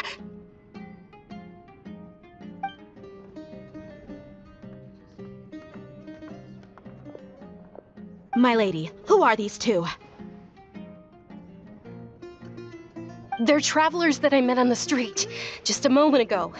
They happened to notice that you were all searching for me, so they helped me hide. I see. In that case, you two should scram. There's nothing here for you. Wait a sec! Who the heck are you? And why are you shooing us away? I'm Miss Dunyarzad's bodyguard, here to see that she returns home safe and sound. My lady, let's get going. You've been gone for so long that your parents are worrying themselves sick. And if I refuse to go with you? It'd be easier for the both of us if you cooperated. But if you insist on not going, then I'll have to carry you like a sack of potatoes. Hey! Dunyarzad already said she doesn't want to go back. Why are you still pushing her? Stay out of this. You don't understand the situation. Sorry, my lady. Even though I'm your bodyguard, your parents are my employers. I have to answer to them. How much? Wait, what? How much more do I have to pay you to become your employer? So you never listen to my parents ever again. Double? A triple? Give me some time and I'll get that much. My lady, this isn't about Mora. I don't know what you think of us Eremites, but let me say this. I like Mora, but I'll never go against my principles. That's why I'm here looking for you. Sure, it's an order from my employer, but my conscience was also telling me it's the right thing to do. And knowing your health, carelessly running around like this is gonna hurt ya. For the sake of those who love you, don't be stubborn. No, you're wrong. I'm aware of my limits and I know what I'm doing. Honestly, the only people being stubborn right now are my parents. And they know perfectly well that it makes no difference if I'm at home or not. They still won't accept reality. And every time I bring this up, they just change the subject. Dia, you've been living with us a long time already. This should be old news to you. Dia, I know it hasn't been easy for Mother and Father, and I'm grateful for everything they've done for me. But there's someone else in this world I'm also grateful to. Because she saved me. The love I have for her is the same I have for my parents. This is my life and my last chance. So I want to do something meaningful.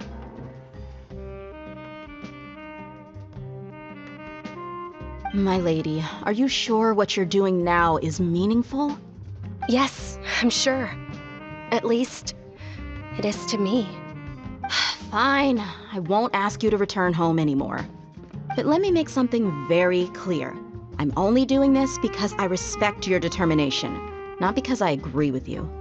Thank you, Dia. Sorry for being so rude just now. My nerves were acting up. And I even brought up your payment in such an offensive way.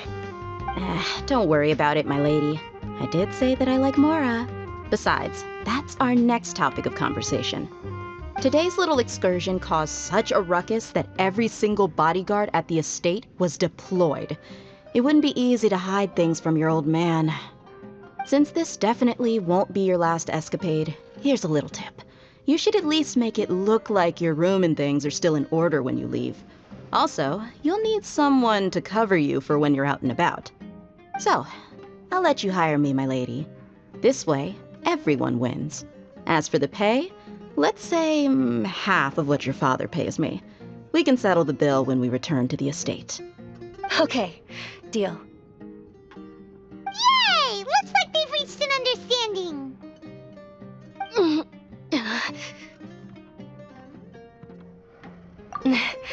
I'm fine, really. I just feel a little tired now that things have calmed down.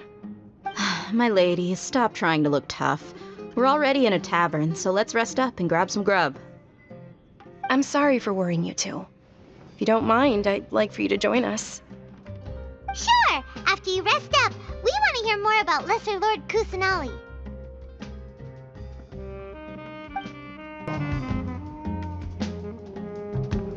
Ha! Well, if it isn't Dia. Haven't seen you in nearly half a year. Word on the street is that you're a bodyguard for the Homayani family now. Ha! Don't you find that kind of work boring? Nah, you get used to it. How about a menu over here?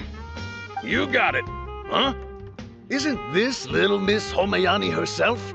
We don't get to serve personages like you very often. We'll be sure to prepare our very best. Thank you, sir, but there's no need. I don't have a lot of Mora on me, and I really ought to save as much as I can. But please bring these two the best food you have. They're my new friends, so I want to be a good host for them. Wait, we're paying for ourselves now? Aw, Paimon kinda wanted to try something fancy, but we aren't exactly loaded. Guess Paimon will settle for something ordinary. How about our coconut charcoal cakes? They're our signature snack, and they run cheap. Look, other customers over there are eating some now. They look kind of Paimon will pass. Hey, come on! Paimon has personal preferences too, you know. Dunyarzad, we asked a lot of people when we first arrived, and almost nobody was interested in Lesser Lord Kusanali. So, what made you want to follow her? Well, remember when you asked me if I knew how to meet the Dendro Archon?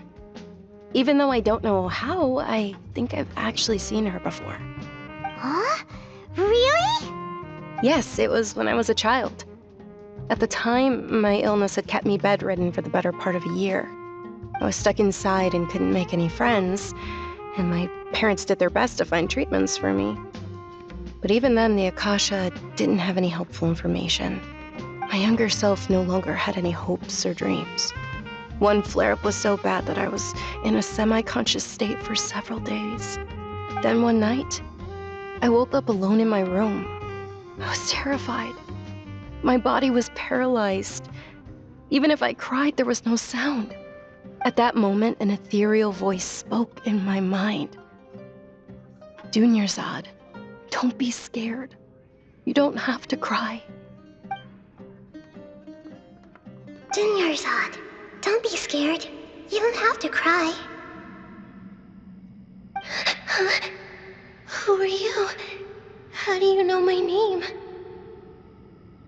How do I explain this? You might not be able to understand, but actually, I know everything about you. Really? Of course. I know that you're scared of thunder, that you hate taking medicine every morning, and that you love counting the petals on your mom's skirt. Wow, you really do know everything. Dunyarzad, is there anything you want? Want? Not really. I can't go anywhere or do anything. Huh? But aren't you a child? All children have wishes. Tell me what you want, and maybe I can make it happen. But can you make my illness go away? Oh. I'm sorry. But I'm not powerful enough to do that right now. Then, can you be my friend? After that, the voice said, "Okay, I'll be your friend." Although my body was suffering during those days, that voice encouraged me and told me many wondrous things. Beyond my window was the flourishing Sumeru city. Beyond the city was a lush rainforest. And beyond that was the wall of Samiel, deserts, and all of Tevat.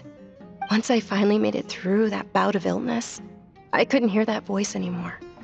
I told my mother about it, but she said that I must have been dreaming. But I know that that voice wasn't a figment of my imagination. Before that, I had never heard of Tevat. Yes, for sure. If it weren't for that voice, I would have never grown curious about the outside world, nor would I have learned how to read and enjoy so many books. That voice sparked a desire for wisdom. It had to have been the Dendro Archon. I've been hoping for a chance to repay her kindness. In fact, I was running around today to help prepare the Sub-Zerus festival for her. What's the Sub-Zerus festival? It's Lesser Lord Kusanali's birthday, which was the day that she was found by the sages. It's actually an old holiday that originally celebrated Greater Lord Rukkhadevata's birthday. When she passed away, the holiday eventually became a celebration of the Lesser Lord's birthday. I heard everyone was overjoyed when they welcomed her back to Sumeru. In those days, the festival was a huge deal. But because of the Academia's influence, people have gradually lost interest in the festival. The Academia actively participates in Sumeru's many holidays dedicated to Greater Lord Rukkhadevata. But when it comes to the Sub-Zerus festival, forget any funding. They practically act like it doesn't exist. Maybe they see Lesser Lord Kusanali's birth as confirmation of Greater Lord Rukkhadevata's death, so they're reluctant to celebrate it. Aw, but that's awful. It is. It's absolutely terrible. Sure, the Greater Lord founded Sumeru, but hasn't Lesser Lord Kusanali been the one quietly protecting us for the past few hundred years? Just remember that we're still out in public. Don't get too carried away now. I know that people over by the Grand Bazaar still hold the Sub-Zeros Festival to this day, but I hadn't met any of them before, so I was never able to contribute. But recently, I made a friend there who also follows Lesser Lord Kusanali. I gave her my savings because I want her to throw a wonderful festival this year. That's the least I could do for Lesser Lord Kusanali. Hold on, my lady. Does this friend happen to be Nilu, the one who sends flowers to the estate? Yes, that's her. I saw her leaving the other day with a nervous look on her face. It seemed like she was hiding something in her arms. Did you give her something? Yes. Initially, I didn't have much Mora prepared, so I had Nilu sell one of my skirts. I've agreed with Nilu to meet up at the Grand Bazaar today, and see how things are coming along. Dia, would you accompany me? Sure. That's quite the trip, though. I'll carry you. No, that would be too much, even for you. You might as well just accept the lift. If I let you walk, who knows how long it'll take us. And if anything happens to you, then I'd really never hear the end of it from your father. But of course! Nilu will be thrilled to hear there are more people interested in Lesser Lord Kusanali.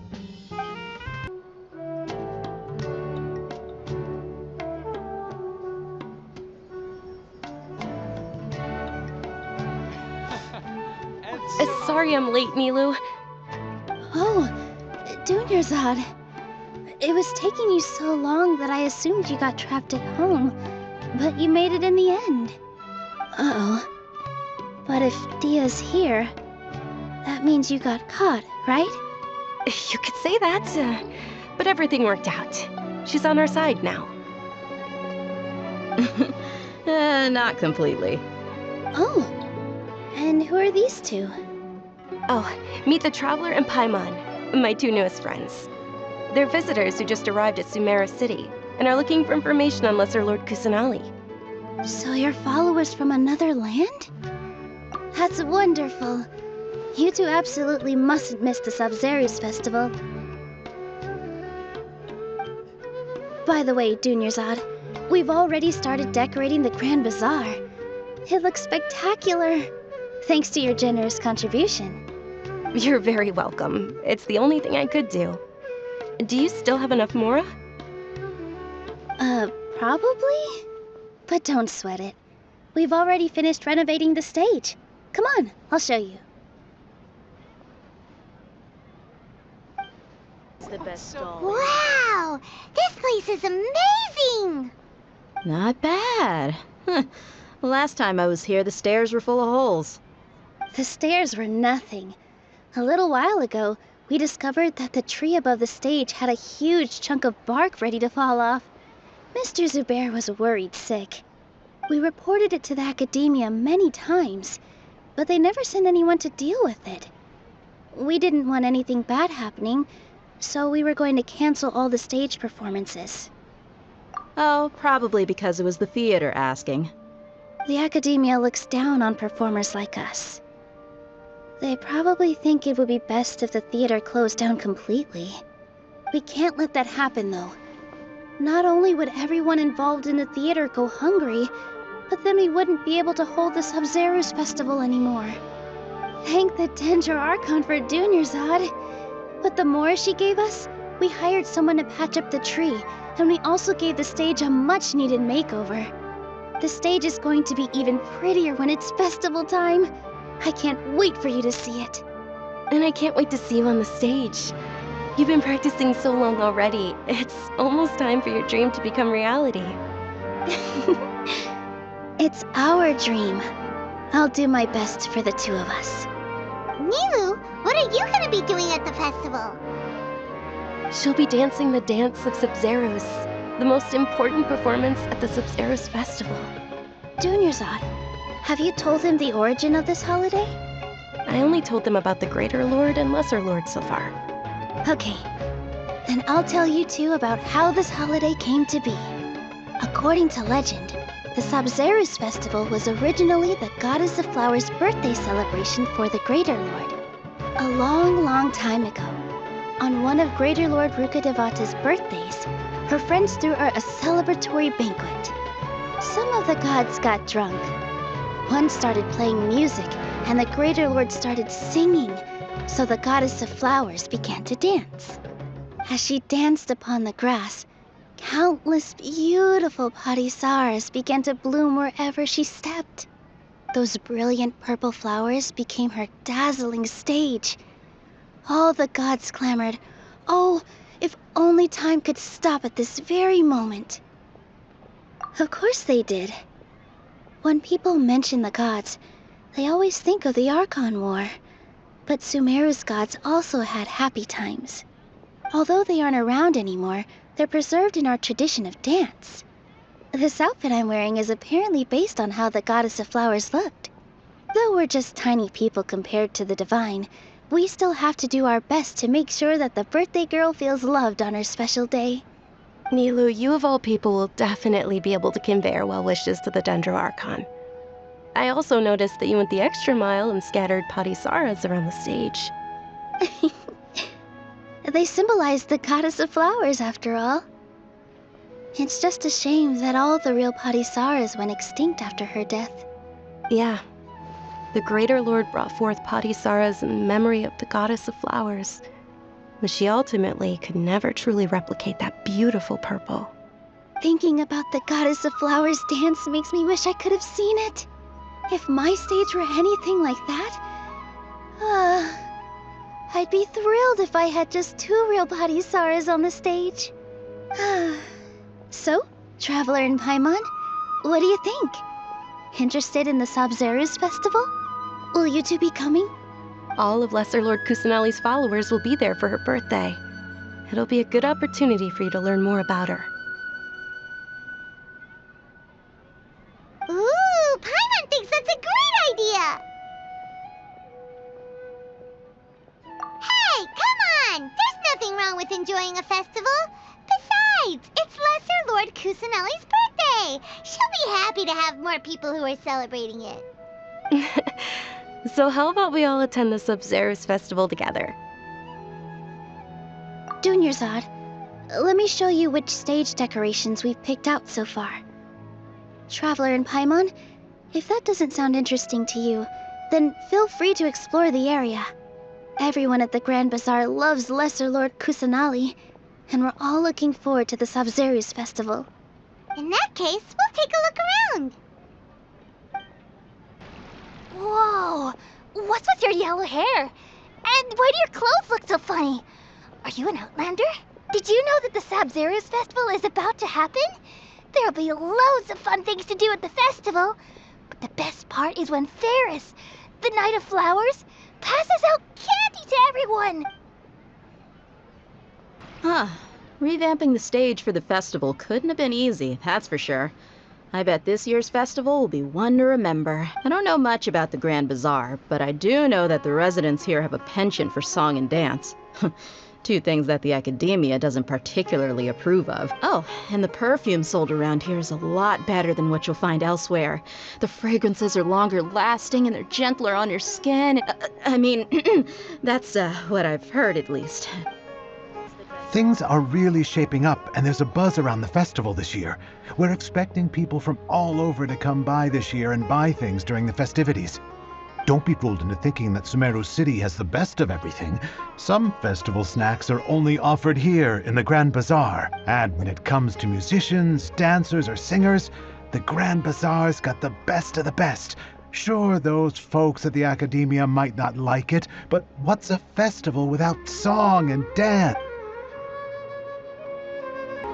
Ah, dancing at the Sabzeruz festival.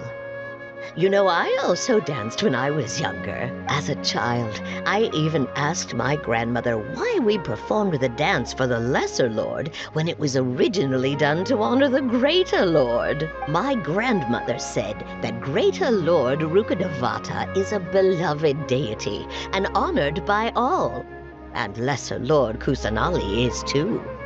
If the goddess of flowers ever knew Lesser Lord Kusanali, then she would certainly have wished to be her friend and hold celebrations for her, too. The Sabzeruz festival has been losing its appeal over the years. That is, until a wealthy benefactor stepped in this year and brought the festival back to life. I heard she forked out a lot of mora to make it all happen. Milu, your outfit looks amazing. There's also something different about you from when we first met up. I thought I'd add a little extra pizzazz to my dress for the festival. See? Wow, did you sew all that yourself? Uh-huh. Sewing is a fundamental skill for everyone in the theater company because we make all our own costumes. Did you know that Mr. Zubair not only can make costumes, but props too? I've noticed that you can't keep your eyes off that crown over there. May I? Of course. The legends say that the goddess of flowers had beautiful horns on her head, so this crown was made to reflect that. Dunyarzad, you look absolutely stunning with it on. It's like I'm looking at the goddess of flowers herself.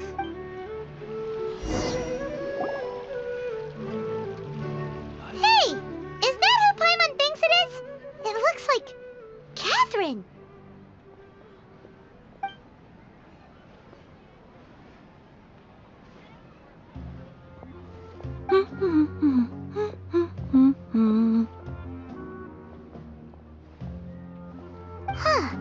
Come to think of it, Paimon's only ever seen her behind the counter at the Adventurers Guild. This is the first time we've ever seen her taking a break. Hey, Catherine! Huh? Oh, hey! It's the Traveler and Paimon! What's shaken? Whoa, break time Catherine sure sounds a lot less formal than usual. Paimon was still waiting for her to say Ad Astra Abyssosk. Sure. Standing behind the counter at the Adventurers Guild doesn't require any complicated functions. But saying and doing the same old things over and over again can get pretty monotonous. Like watching the same Fontaine movie day after day. But take you two, for example. You travel across Teyvat to enrich your lives and gain new experiences. Well, we enjoy traveling across Teyvat and all that, but we're mainly looking for clues about his sister. Yes, you should keep searching. Sometimes the answers we're looking for aren't necessarily at our intended destination. Instead, they're found along the way. Huh. Haven't we heard someone say something pretty similar recently? Anyways, what brings you out here, Catherine? No, not particularly. I guess you could say that I'm loving the recent atmosphere here. If festivals bring happiness to everyone, then that's where their true value lies. Oh, it looks like it's about time for me to be heading back now. Alright, we'll see you next time at the Adventurers Guild. Oh, by the way, thanks for connecting us with the Eremites. We've already made some great friends in Sumeru City thanks to you. I'm sure you two will get along well with the people here. You've already been blessed by the element of Dendro after all. See you around.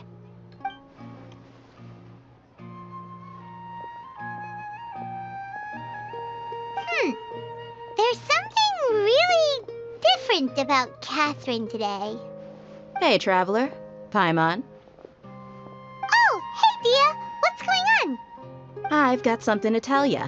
My lady knows you're looking for ways to meet Lesser Lord Kusanali, and she's been trying to come up with a way to help you. Well, I have an idea that might help. Are you serious? We'd love that! It might not necessarily pan out, so don't get your hopes up too much. I'll need to take you two somewhere and ask someone some questions. My lady is feeling a little worn out at the moment. Nilu's found a place for her to rest. After I take my lady home, let's meet in front of the Citadel of Regzar. Sounds like a plan!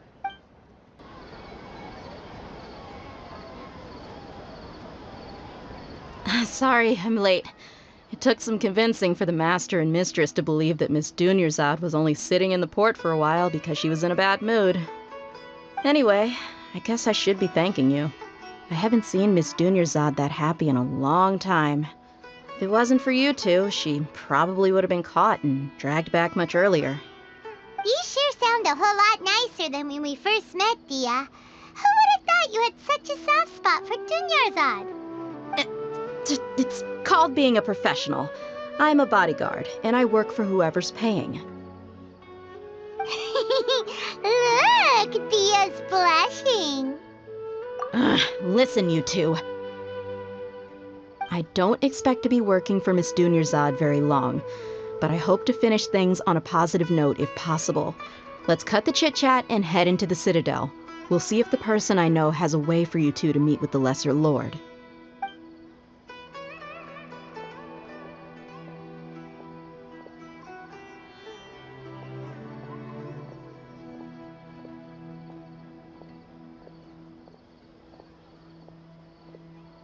Oh, hey, Chief. Ha, Dia! What are you doing here? And well, didn't expect to see you three together. I take it you all know each other already? Mm-hmm. We met this morning after the Adventurers Guild pointed us to Osfon for more info. No kidding. Huh. So, where's Ruksha? I thought I'd help these two out by asking about the theft. Anything you can tell him? Ruksha's gone over to the Academia. The Grand Sage recently ordered Sumeru City to begin bolstering its defenses, so people from all over have been called back to the city. Since you've already mentioned the theft, I suppose I might as well tell him what we know. Appreciate it, Chief. Theft? Sorry, what the heck are you guys talking about?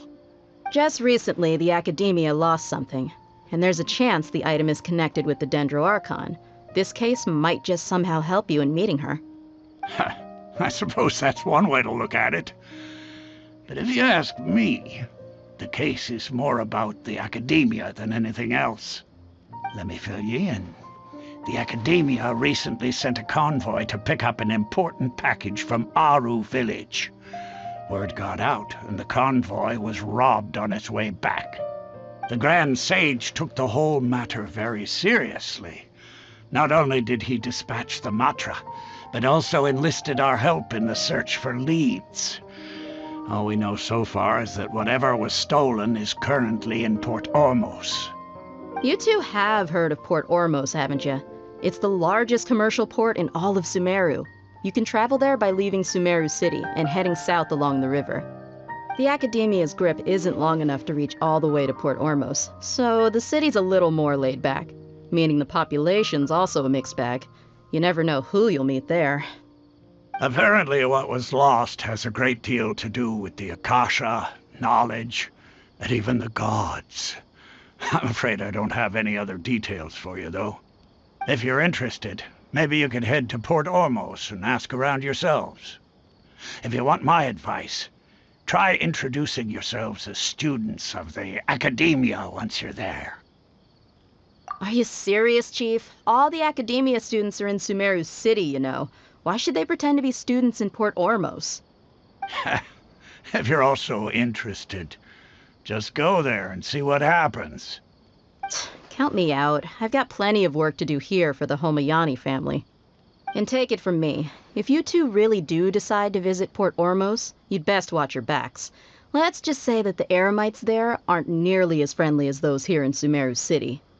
There are even some extremists who go around shouting slogans like, "Retake Sumeru for the Scarlet King." Word is that more and more are joining their movement. They're becoming a real headache for Chief and the others. You bet they are. The Scarlet King's been dead for thousands of years. Now they start spreading rumors of his return. Ridiculous. Not everyone's like you, Chief. Even the desert natives who abandoned their homes in the wilderness still wish to have a god of their own. Well, Traveler, that's about all the information we have for you. Thanks, Dia, and you too, Osfond. Since we've gathered all we could for the moment in Sumeru City, let's head to Port Ormos and see what we can find next. Miss Dunyarzad is looking forward to seeing you both at the Sub-Zeru's festival, so be sure to get yourselves back here in time for that. Good. Then we'll see you both at the Sub-Zeru's festival.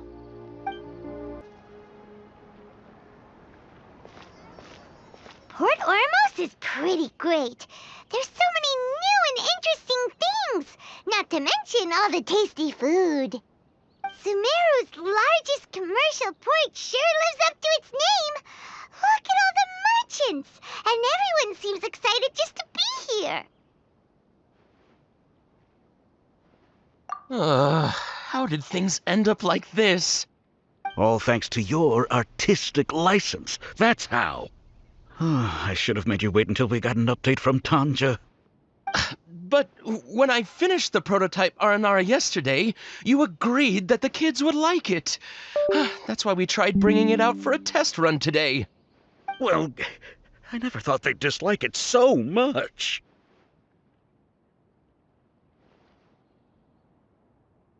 Oh, what should we do? Whoa. Yeah. Compared to everyone else, they seem really down in the dumps. Let's go find out what's going on. Oh, hey there.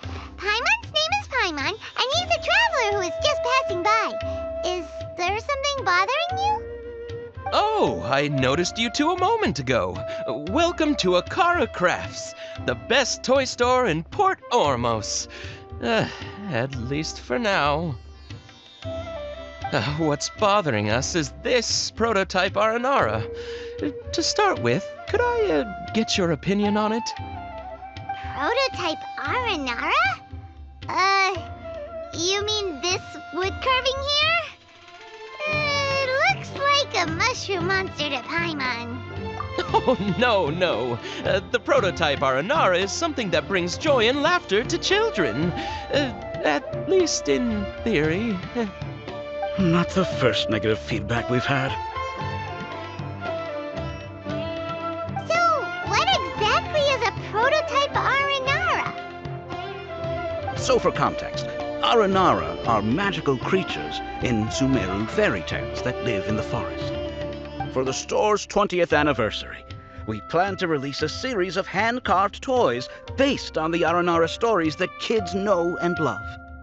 This is a prototype we made to get an idea of how they would react. But when we put it out there, the reaction was not quite what we'd anticipated. They thought it looked like a mushroom too, huh? No, worse than that, actually. I can't quite describe it, though. And I'm also not very good with kids. Maybe you could ask them for yourselves.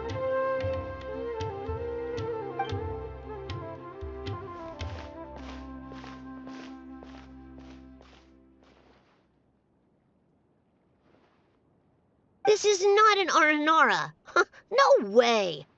I've read Uncle Tanja's Aranara and the Ill Little Fungus. It says that Aranara are supposed to be chubby and squishy. The carving looks nothing like that. Toys do look better when they're round and chubby. Uncle Tonder said in Aranara's vow that you can deceive the eyes, but you can't deceive the heart. This carving makes me feel lost and confused inside. I don't think the creator put his heart into it at all. It's nothing like an Aranara. Ooh, didn't put his heart into it, huh? Oh, sounds like one of those things that's easier said than understood. Kassid and Alia didn't like this carving, but I think it's okay. It doesn't look too happy, so it's kind of pitiful in a cute way. Oh, a positive review! Yeah, so I would totally ask my dad to get it for me, if it wasn't meant to be an Aranara. Oh, well, that took a sudden turn for the worse. We asked the children for their opinions. Oh, how did it go? Has it maybe, grown on them at all?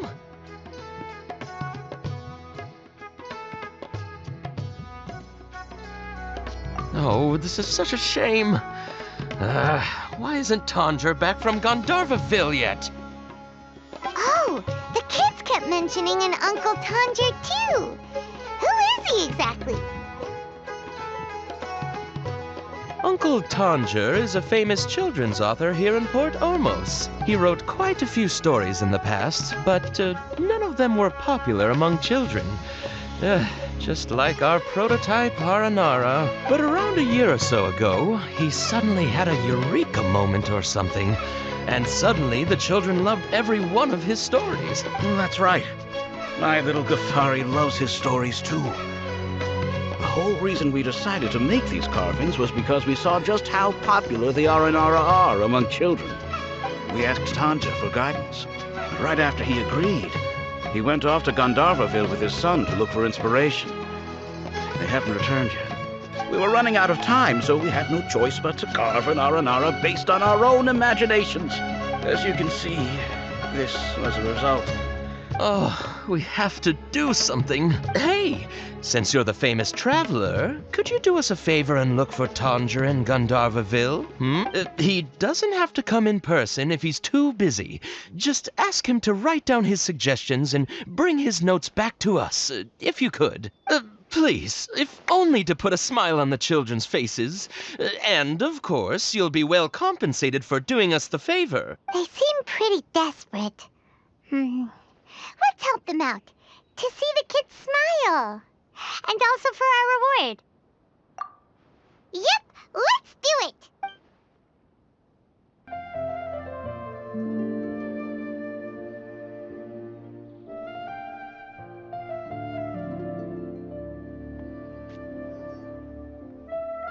Come and have a good look yourself.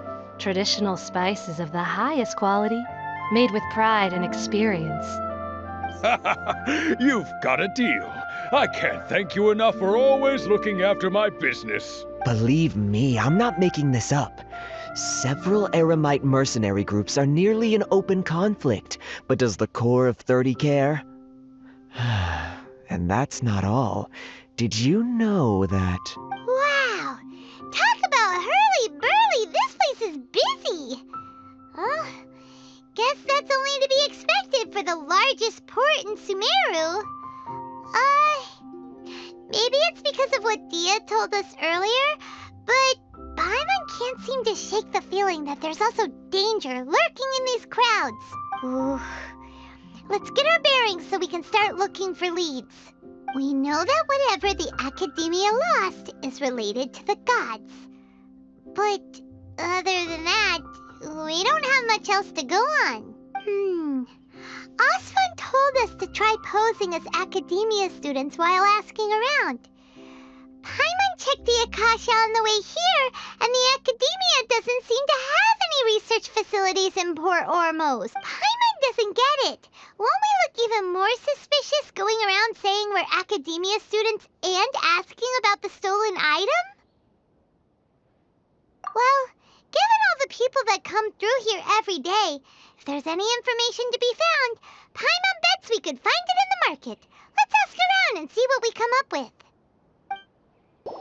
Welcome. Welcome. How can I help you two? Hi there. We would like to ask you a question. Do students from the Academia ever come to Port Ormos? Of course. Especially around this time of year. Students from Sumeru City that are about to graduate often come to Port Ormos to cut loose a little. Many people often talk about how hard it is to get accepted into the Academia, let alone graduate. But those who finish their studies and go on to become full-time researchers at the Academia have it even harder. Sure, we may not be Sumeru City, but Port Ormos offers beautiful scenery and a stress-free environment. Some even say it's good luck to come to Port Ormos, so students and researchers come flocking here when things get to be too much at the Academia. You see over there? Those are students from the Academia. They've been looking worried and miserable ever since they got here a few days ago. If you ask me, the life of a merchant is better. So long as the Akasha teaches us what we need, then life is good. Those students seem to be discussing something. Let's see if we can listen in. It's no good. I've tried asking around, but I haven't been able to learn anything useful. Not to mention that a bunch of scary-looking Eremite mercenaries have been posted along the streets now. There's been a lot of fighting between the different Eremite factions in Port Ormos. If we choose to move on our own, then it would be wise to steer clear of them. Especially the group that's constantly shouting some stuff about the Scarlet King and some resurrection. I've even heard that the Citadel of Regzar is starting to get fed up with them. What was that group called again? Ein something or other? They're called Ein El Akhmar. Today, I heard that the thing we're after might be in their possession at the moment. Wait, come again? Don't you see? Many of the Eremites in Port Ormos deal with trading this kind of thing. They're usually pretty wary of outsiders, but not so with students of the academia. It's because the kind of goods that students are looking for aren't the kind of goods that Eremites are after. As long as they know you're a student, then deals can be made. I've heard that Ein al-Hakmar likes to set up shop at the Jafar Tavern. Supposedly, if you're willing to part with 500,000 Mora, they'll give you info on anything. Wait, did you say 500,000? If information alone costs that much, then how could we ever afford to buy what we're looking for? I guess we might as well give up on trying to graduate this way. I wouldn't worry too much. Our field of research is very niche. Who else could possibly be after that kind of shady knowledge? I bet it's practically worthless to anyone aside from us. Well, I guess that makes sense. Then the only thing left for us now is to find a way in. Why don't we all just pool our money together and pay for the information? Whoa! Did you hear that? A niche field of research and shady knowledge? It all sounds pretty suspicious to Paimon. Is knowledge something people just buy and sell like that? So, what's your plan? Wait, didn't you hear what they just said? Buying information is going to cost us 500,000 Mora! Have you lost your mind? Oh, all right. Paimon never thought she'd agree to parting with that kind of Mora. But if you know what you're doing, then we should give it a shot. This is the place we heard those students talking about. Let's find a seat somewhere and see if we can spot them. Oh, you've arrived. Please, take a seat. So, they think that they can go toe-to-toe with the boss? Ha! Once we reclaim the power of the Scarlet King, they'll be the first that the boss punishes. They're nothing to be afraid of. Our main rival now is the Caracal Battalion. They've also amassed a significant amount of Mora this time, so we mustn't underestimate them. How can the Caracal Battalion compete with the boss when they're nothing but a bunch of money-grubbing opportunists out for a quick Mora? Yeah, with boss's fervent devotion, he'll be able to use this power to bring our god back this time. Huh. All these guys talk about is the Scarlet King, so they're probably the ones we're looking for. Greater Lord Ruka Devata. That traitor and her followers must not be spared.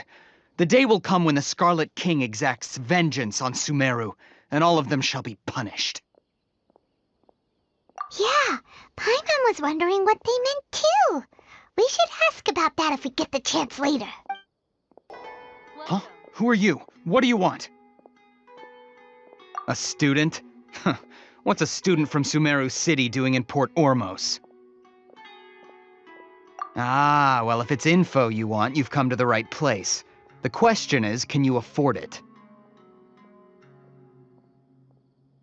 Oh, Paimon can't stand to see so much Mora go. But there's no other choice right now.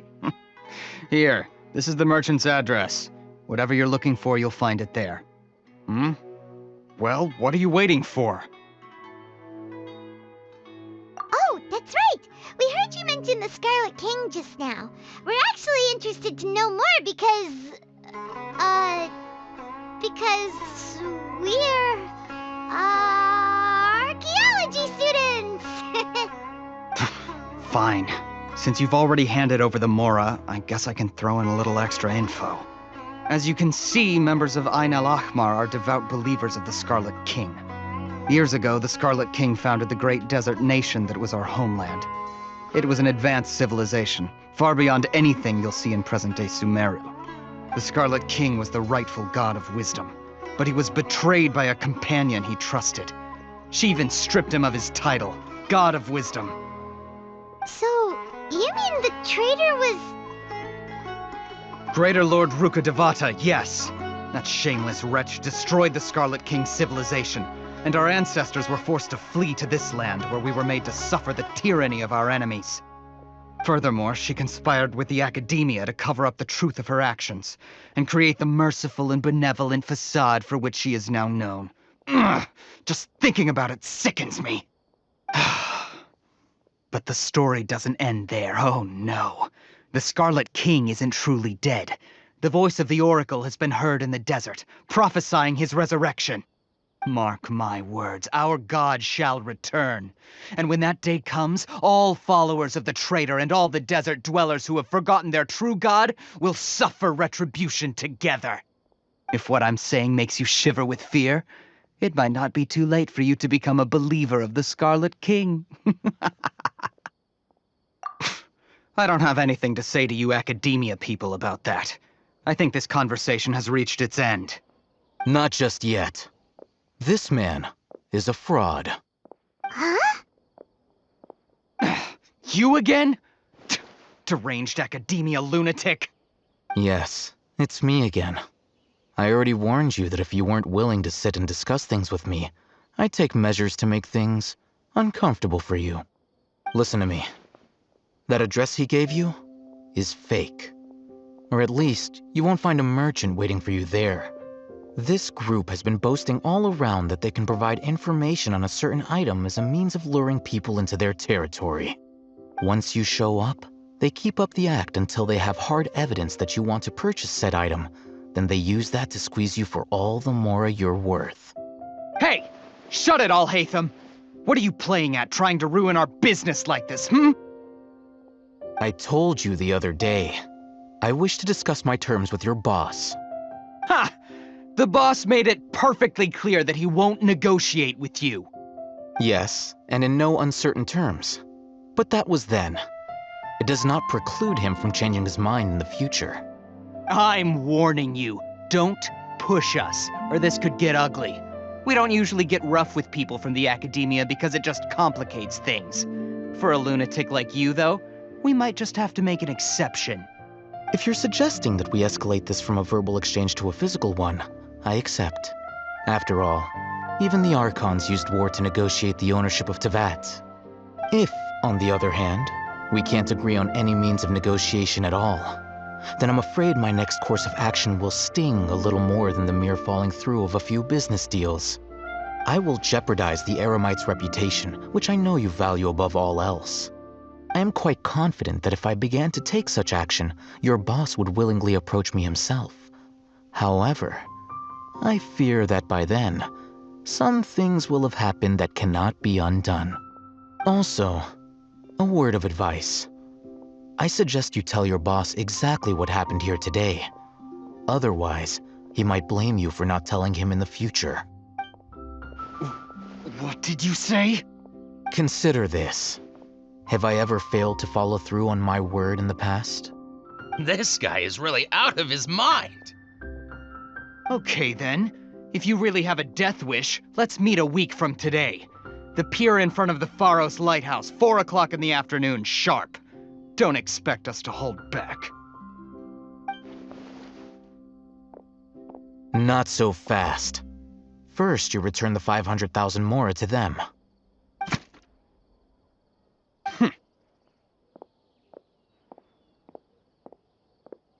Please, I beg you, don't provoke them. We can't afford any trouble with this crowd. They haven't even paid for their food yet. Ah, Mr. Iman. There appears to be fewer staff in the restaurant recently. This wouldn't happen to be because they're all busy spreading the word to the students, would it? Well... Someone who chooses to do business with a group like that really can't afford to get so flustered the instant someone confronts them about it. Consider the meal compensation for our silence. I'd say you're getting an excellent deal. Whoa, did you see that? He not only got us our Mora back, but sent the Emorites running too. Plus, he seems to know a lot about what's going on around here. Let's catch up with him and ask some questions. Wait up! It's Al-Haytham, right? What do you want? No need for thanks. My goal was to get to them, and you two gave me just the opportunity I needed. We're even. Oh, I advise you to keep your distance from them. Since they weren't able to make off with your Mora in the end, they might harass you again in the future. All right. Goodbye. Hold your horses! We still have something to ask you about! Since you tore through their scam right in front of them, you must know the real story about certain something, no? Who exactly are you two? And why are you inquiring about that? A student. Right. Look, you should know that those thugs conducting business with you had nothing to do with your lie. Huh? Oh, yeah! He's really strong. Weren't you saying something about a physical exchange? We can help with that. He doesn't even have a vision. Forget it. Maybe not, but he can still use elemental energy. Otherwise, there's no way we'd go asking for info from from guys like that. Those high-headed thugs are definitely gonna bring a lot of backup for your next meeting. Even if you don't go alone, you won't regret taking us with you.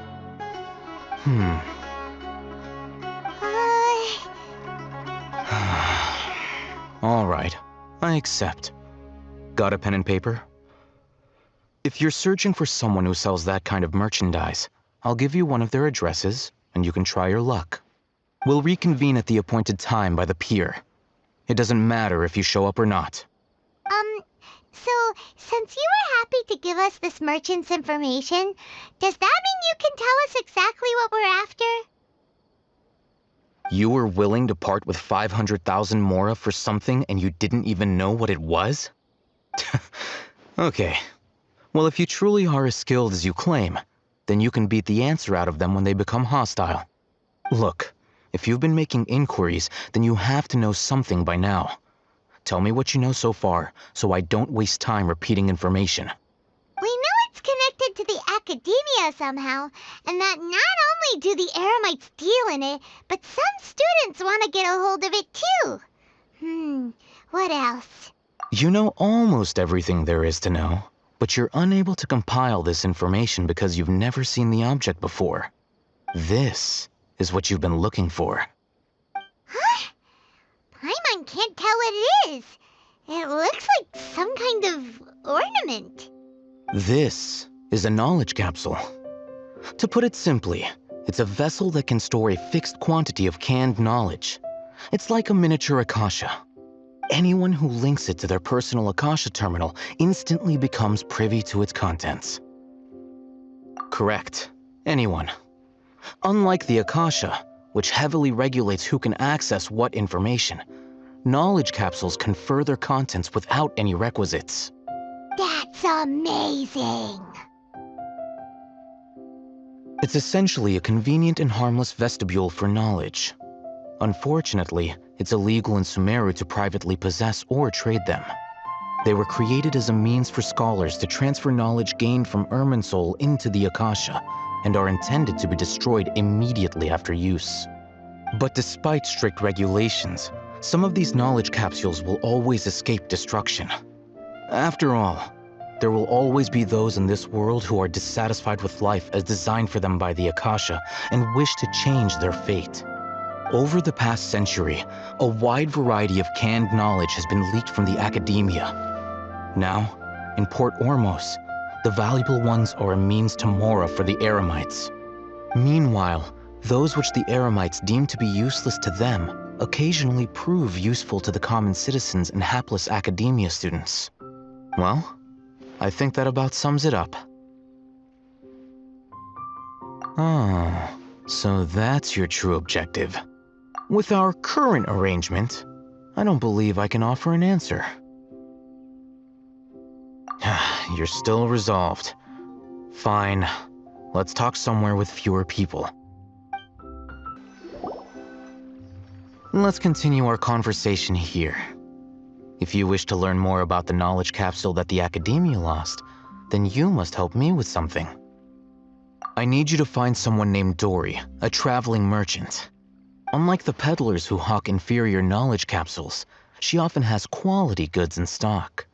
Some say that as long as there is profit to be made, there is nothing she won't dare to sell. She's guarded against people from the Academia because most of her wares don't comply with Academia regulations. I think she blacklisted me. I met with her informant, but it soon became clear that they had no intention of letting me get any further. Become one of Dory's customers and earn her trust. This is my condition for further collaboration. Why do you want us to meet with her? Until you complete this task, you don't have question privileges. Fine. So how do we go about doing this? You two are outlanders who haven't been here for long, so Dory should view you as safe clients. I'll give you the informant's address and their contact password. Beyond the password, though, I have no way of knowing what other tricks she might have up her sleeve. You'll have to improvise. This is kind of nerve-wracking. The true challenge begins after you meet her. She has a keen nose for Mora and a shrewd eye for wares, and she only likes customers who she deems to have good taste. I'll prepare some funds for you. Buy her highest quality wares and earn her approval. But we only just saw a knowledge capsule for the first time. We don't know how to tell which ones are good and which ones are bad. Is that something we can learn quickly? That's true. Have you two heard of elemental sight? Oh, that's a surprise. Guess I'll have to hold you in higher regard. Anyway, that ability should resolve your issue.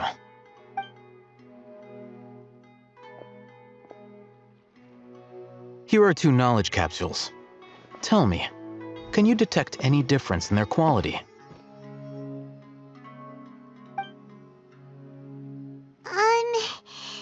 They look the same to Paimon. Try inspecting them with elemental sight.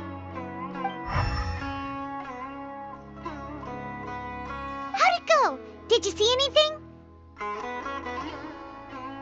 Rumor has it that higher quality knowledge capsules generally appear brighter when viewed through elemental sight.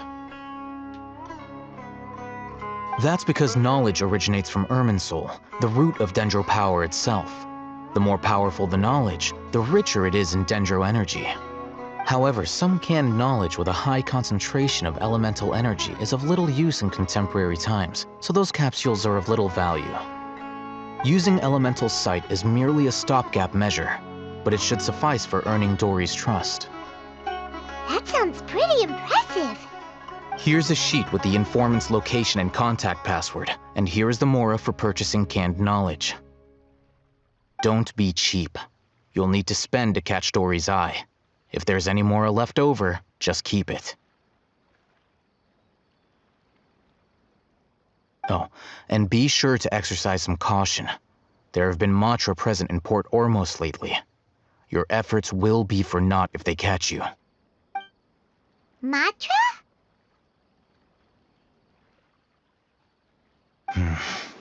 They belong to the Academia's regulatory body.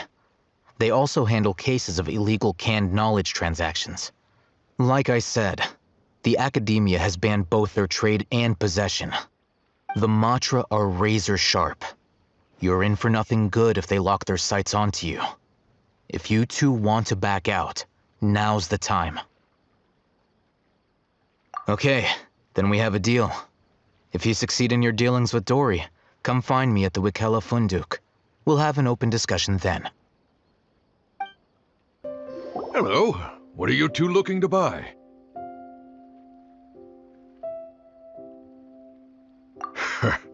What a unique palate. We have unripe hara fruits, but we usually keep them in the back. I'll have someone escort you. Following the paper got us past the first round. Ronak, these two want to buy unripe horror fruits. Show them to the warehouse. Got it. You two, please follow me. You two have a fascinating fashion sense. We haven't seen a customer wearing a Sumeru rose for quite some time. Hold on. Let me think. Sumeru rose means common Every ship merch. deserves the best maintenance. No, look again. We're obviously wearing mourning flowers. Ah, my mistake. I do apologize. Whew. That pop quiz sure was scary. Ah, the warehouse is up ahead. Please follow me.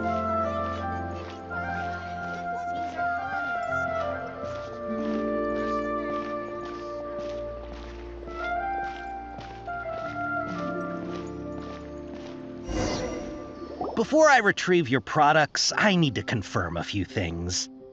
Please forgive me, but we may not have sufficient stock for you today. Earlier, many of our hara fruits were taken by mice.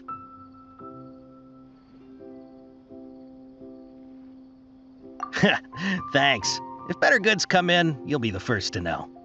You look like you have some skill. Why don't I pick out some fruits that'll make you dizzy? No, that's not it. The paper said that heat stroke is the answer to erudition. Ugh, eating something that causes heat stroke sounds horrifying. I'm sorry. But as things currently stand, we won't be able to fulfill your order. Why don't you two think things over?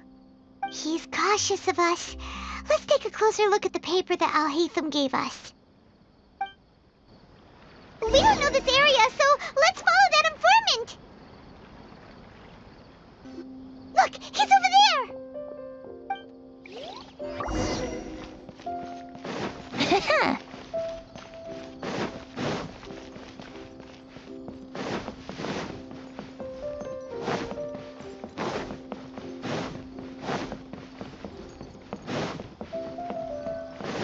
Hey! If you're hiding from the Rishbaland tiger, come this way! Another password! Huh? Oh, that voice came from behind the building. Here, over here. You can stop running now.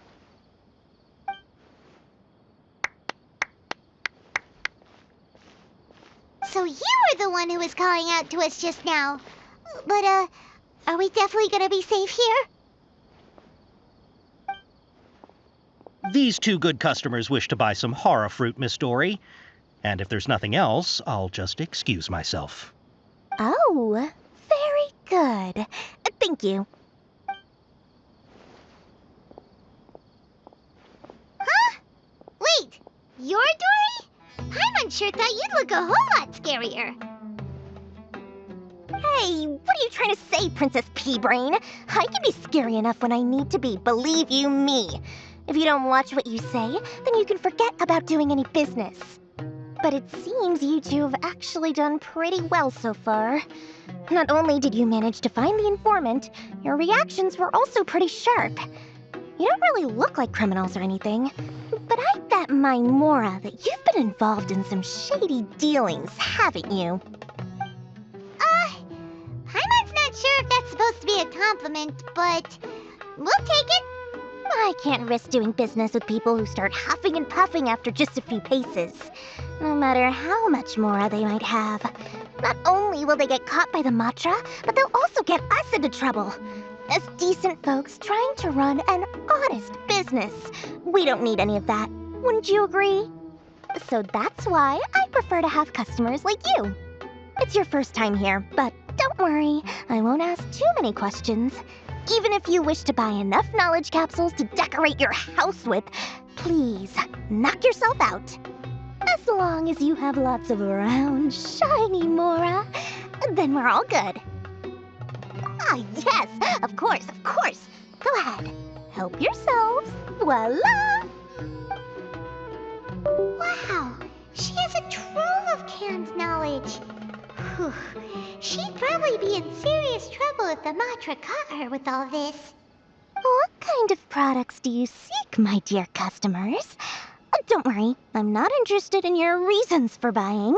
I can, however, offer some suggestions. Take this one, for example. An analysis of the sociological ideology and dialectics of the Hilichurls. Only 3 people in all of Teyvat have ever studied it, making it extremely rare. It's on sale now for 350,000 mora. Yeesh. Who would want to be an expert in that topic? Or how about the architectural styles and construction methods of Teyvat in the early Archon War period? With this one, you can become an expert in historic architecture preservation and find an excellent, well-paying job in nearly any nation. Ooh, now this sounds like it could be useful. 2 million mora, and it's yours. No discounts. Whoa! That's a lot of mora! Of course, you are free to pick whatever your heart's desire. The contents and price of each knowledge capsule are indicated in small text on the body of each one, down at the bottom. Alright, let's try the method that Alhaitham mentioned.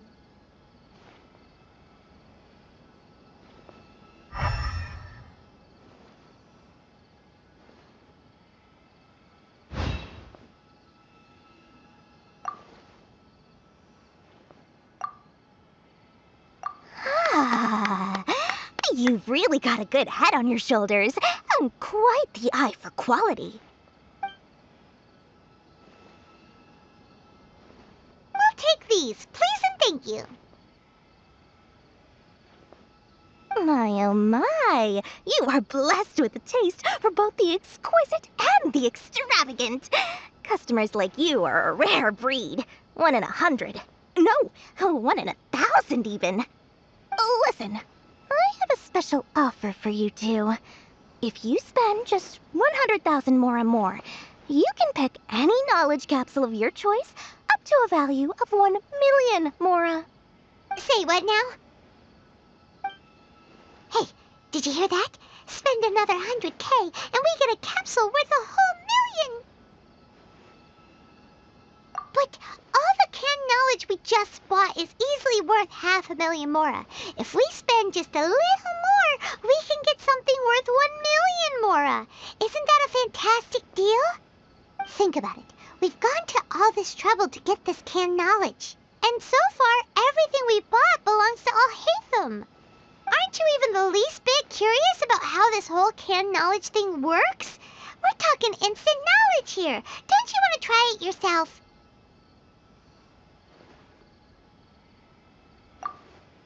Come on, come on! We still have around 100,000 of Alhaitham's mora left, so let's put it to good use by finding something useful for you. Ahem, you've got a deal, Dory. We'd like to spend an extra 100,000 mora. Excellent! Then please, select from this fine collection of canned knowledge over here. Hold on a second. Paimon thought we could choose whatever we wanted. Why can't we choose the ones from over there?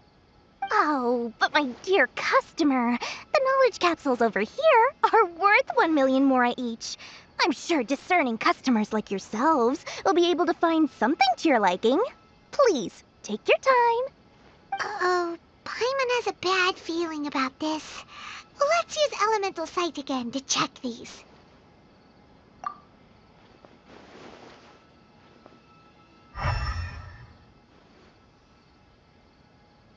So, what did you see? So, they're all worth about the same amount? Well, anyway, the mora's already been spent, so let's at least try to find something useful. Let Paimon take a look here. An introduction to traditional Sumeru brewing techniques, the art of growing spices, an overview of ancient runes. Oh, how about this one? Sword Fighting Techniques 8. Not sure we'd ever find volumes 1 through 7, but at least this knowledge should be useful, right? Let's go with this one. Dory, we'll take this one. All right, very good. I'm expecting some new goods in the next couple days, so be sure to check back again soon. Whether it's canned knowledge or anything else you need, bring your Mora to Dory and doors will open. Ha, you two made it. And from the looks on your faces, you were successful. Whoa, there's so many people from the academia here. Why would you pick this place as our meetup spot? Well, Wikela Funduk is under the Academia's control, so naturally the Academia has people working here. I came to Port Ormos under the pretense of conducting official business. You're a pretty daring guy. Relax. No one here is interested in anything we say, and the Matcher won't come here. Okay now, tell me how your encounter with Dory went. Okay, we did what you asked. So, can you tell us about the knowledge capsule that the Academia lost now? Before that, I have to ask, why are you two so intent on tracking it down? You don't have to answer, of course.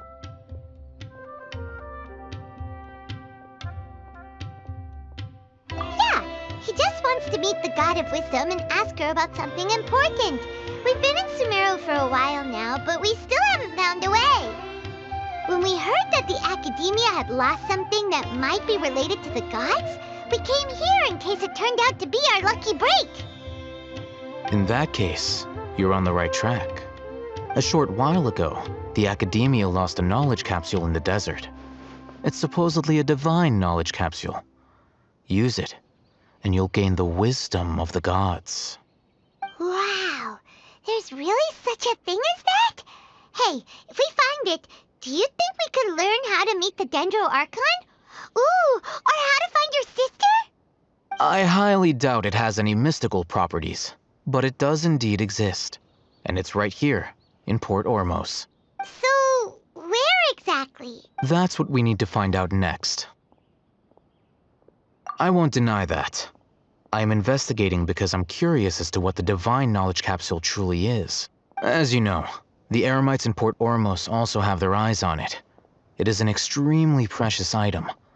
The knowledge contained within may bring great power or wealth to whoever has it in their possession.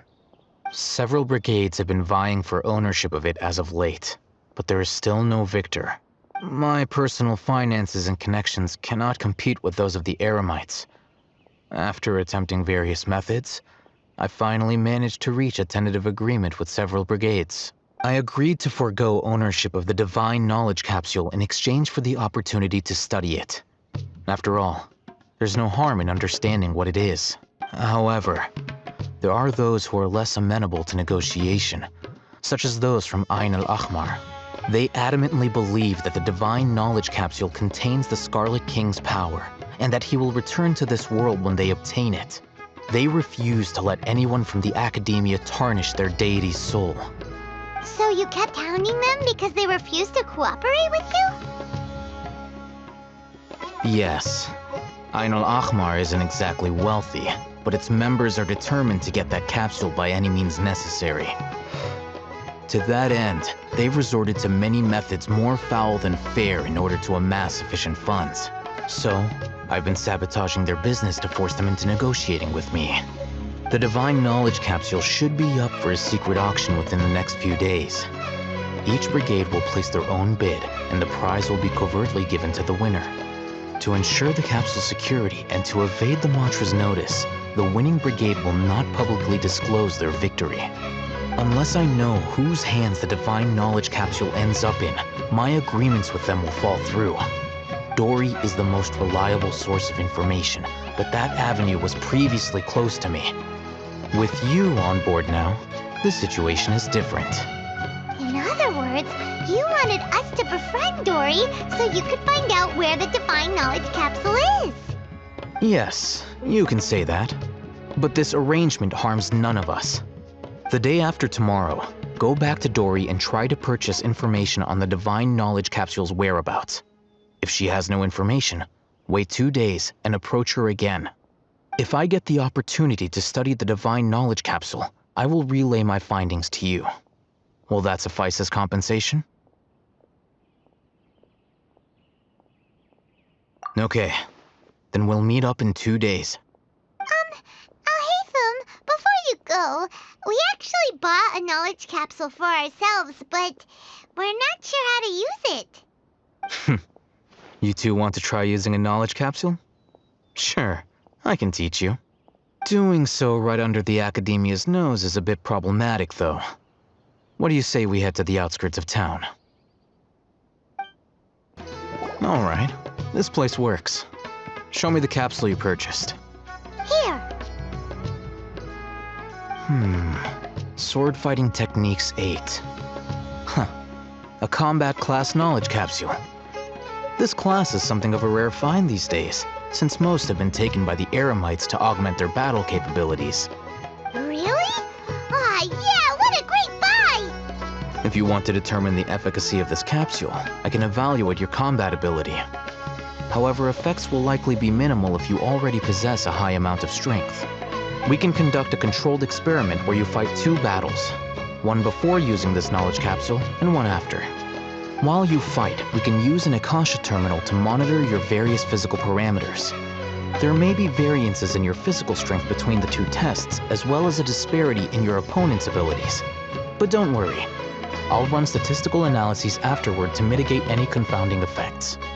Wow! Alhaitham! You must have been one of those guys at the Academia who got top grades on everything! Paimon's curious about something, though. You definitely weren't one of those students who needed canned knowledge to graduate from the Academia, right? So why are you risking getting caught by the mantra for this capsule? When you are unable to understand a researcher's actions, most cases can be attributed to curiosity. This is but one theory. Sounds like you're trying to avoid the question. All right, let's begin the test. Just fight as you normally do.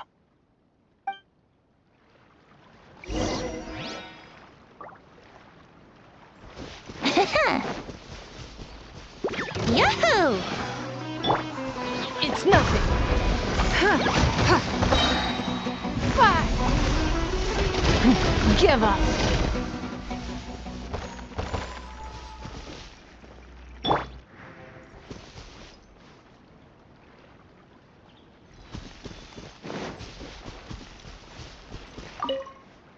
All right. I'll link your Akasha terminal to record data. The next step is to use this knowledge capsule. Hold it in your hand. I'll help you establish a connection with it so you can activate its power.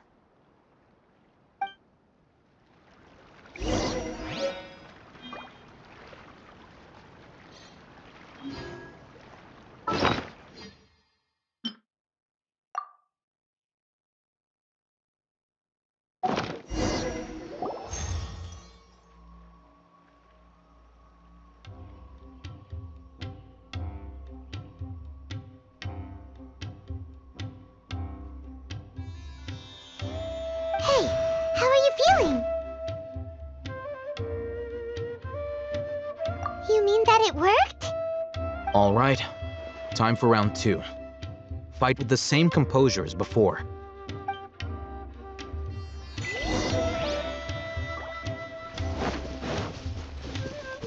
Time for takeoff. Brace yourselves. Don't waste my time.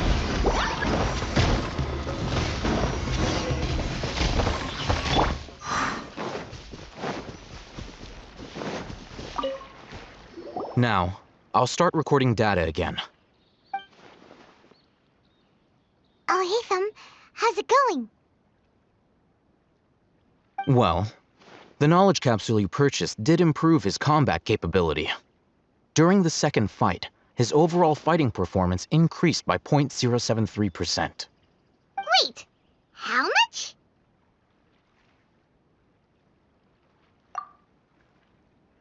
Ah!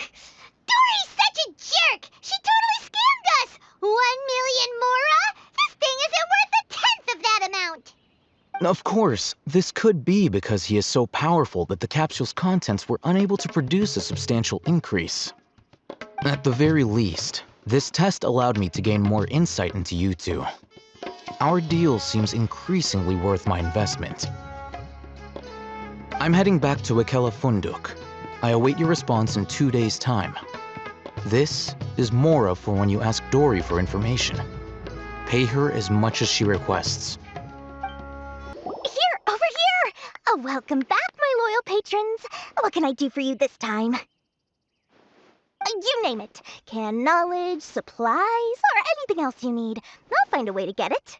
Where there's a waterfall of Mora, there's a way. Can you really get us anything we want? Anything at all? Aha! So it appears that canned knowledge alone is no longer sufficient for your opulent appetite. Then please oblige me. Tell me what you have in mind. Oh! I knew customers with pockets as deep as yours would undoubtedly crave something more profound than ordinary canned knowledge. But you know, that kind of information isn't going to be cheap. After all, I had to work really hard to weasel my way into the auction site. Not to mention that if anyone found out that I was the leaker, I would be in big, big trouble. But how can we be sure your information is accurate? Paimon's curious how you just happen to have this kind of info the moment we need it. Because to me, anything of value is what I consider to be my supply. Therefore, I must always be aware of what's hot on the market in order to secure more sales. As for the information's authenticity, well, you've no need to worry about that. I used a camera to take a picture of the transaction. That way, no one can dispute it. It's always a pleasure doing business with such sterling patrons. Now that you've paid in full, here's the scoop. The Divine Knowledge Capsule was purchased yesterday by a certain Misery, the leader of Ain El Ahmar. Ain El Ahmar? You mean the Aramites who worship the Scarlet King? Ah, so you're already familiar with them. The group has done everything in their power to obtain the Divine Knowledge Capsule. After all, they believe it contains the power of the Scarlet King. That Divine Knowledge Capsule is unlike any other canned knowledge I've seen before. It was glowing bright red. The capsule is clearly visible in the picture I took. You can look for yourself. Thanks for the info, Dory.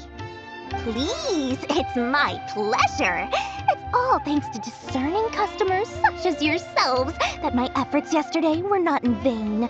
Please, don't hesitate to contact me if you ever need anything else in the future. Mora for Dory opens doors. Oh, hey, Thumb! We got the info you wanted. Really?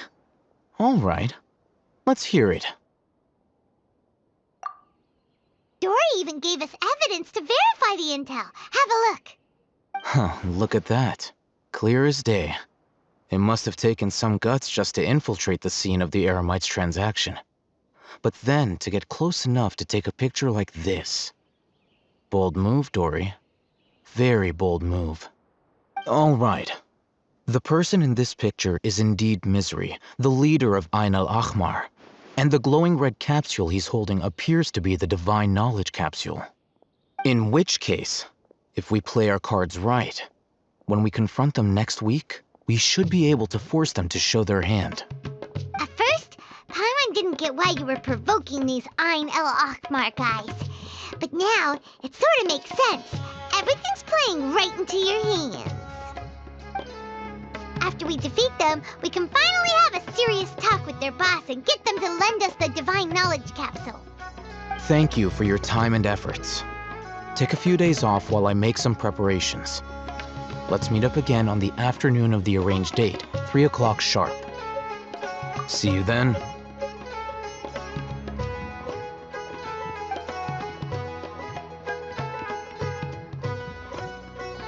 Oh, Hatham sure is taking his time. Where could he be? Oh, there he is. Sorry to keep you waiting. Let's head to the pier in front of Pharos Lighthouse. Yep, let's go. Alhaitham. I knew you were crazy, but I didn't know you were crazy enough to actually show up. It was I who demanded that these negotiations take place. I was more worried that you might go back on your promise. But to your credit, it appears that you're sticking to your word. This is turning into quite an occasion. I also brought some backup. I assume you don't mind. Backup? Aren't you the brat from the restaurant the other day? You've come to support this lunatic because he helped you out? Fine, your funeral. I'm not going to mince my words. Once we're done with you, you'll be nothing more than fish food. Get 'em, boys!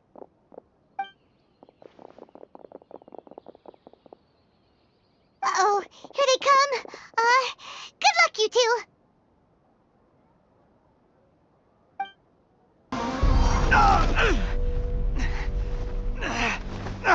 Academia scum!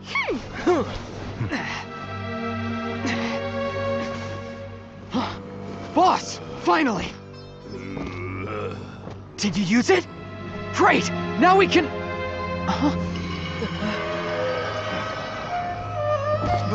Boss? Boss!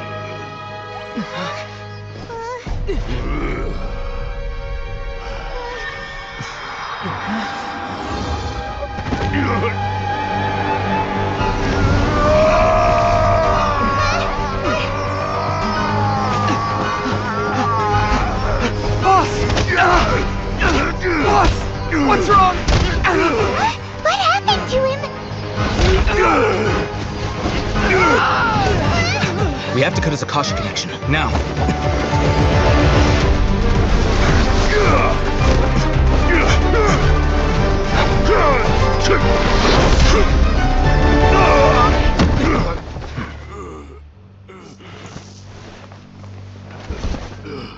Target acquired. Arrest him!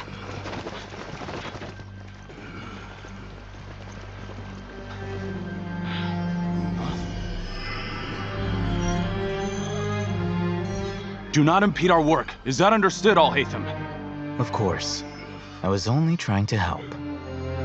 Take him away!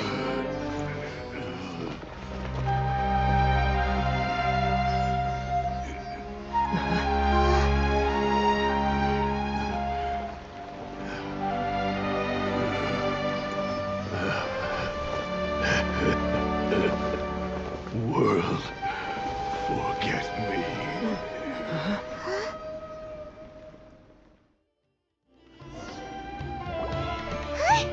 What in Tibet just happened? It's like that big guy suddenly lost his mind. It looks like he used the Divine Knowledge Capsule. You mean the Divine Knowledge Capsule did that to him? Oh, yeah. You mean how some researchers go insane after getting knowledge from Irminsul? I've heard of numerous incidents of researchers in Satyavada life going insane. The state that man is now in suggests that this is a similar situation. This Divine Knowledge Capsule does appear to be linked to the gods, but beyond that, it doesn't seem anything like the rumors suggest. Possessing it doesn't grant you divine wisdom or power. Did you hear what he said? World, forget me. What could that possibly mean?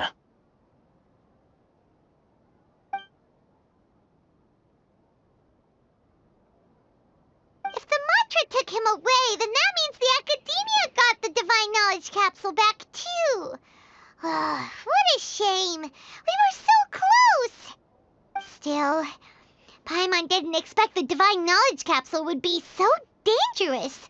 Imagine if we tried to open it. Oh, who knows what would have happened to us? As things stand, there is no reason for me to remain in Port Ormos. I believe our collaboration has also reached its end. Oh, we were so busy trying to find the Divine Knowledge Capsule that Paimon forgot to ask you something. Since you're a member of the Academia, do you have any idea how we can go about meeting Lesser Lord Kusanali? Truthfully, I don't. Lesser Lord Kusanali appears to exist outside of Sumeru's entire administration. Most of the time, you wouldn't know she exists at all. Moreover, since the Academia possesses the Akasha, a symbol of our deity's wisdom, scholars have no reason to desire to make contact with the deity herself anyway. Everything about Lesser Lesser Lord Kusanali is such a mystery. I'm heading back to the Academia. How about you two? It's almost the day of the Sub-Zero's festival. Maybe we should head back too. We've been rushed off our feet over the past few days, so maybe a little rest and relaxation will do us good. Then we'll part ways here, Alhaitham, until we meet again.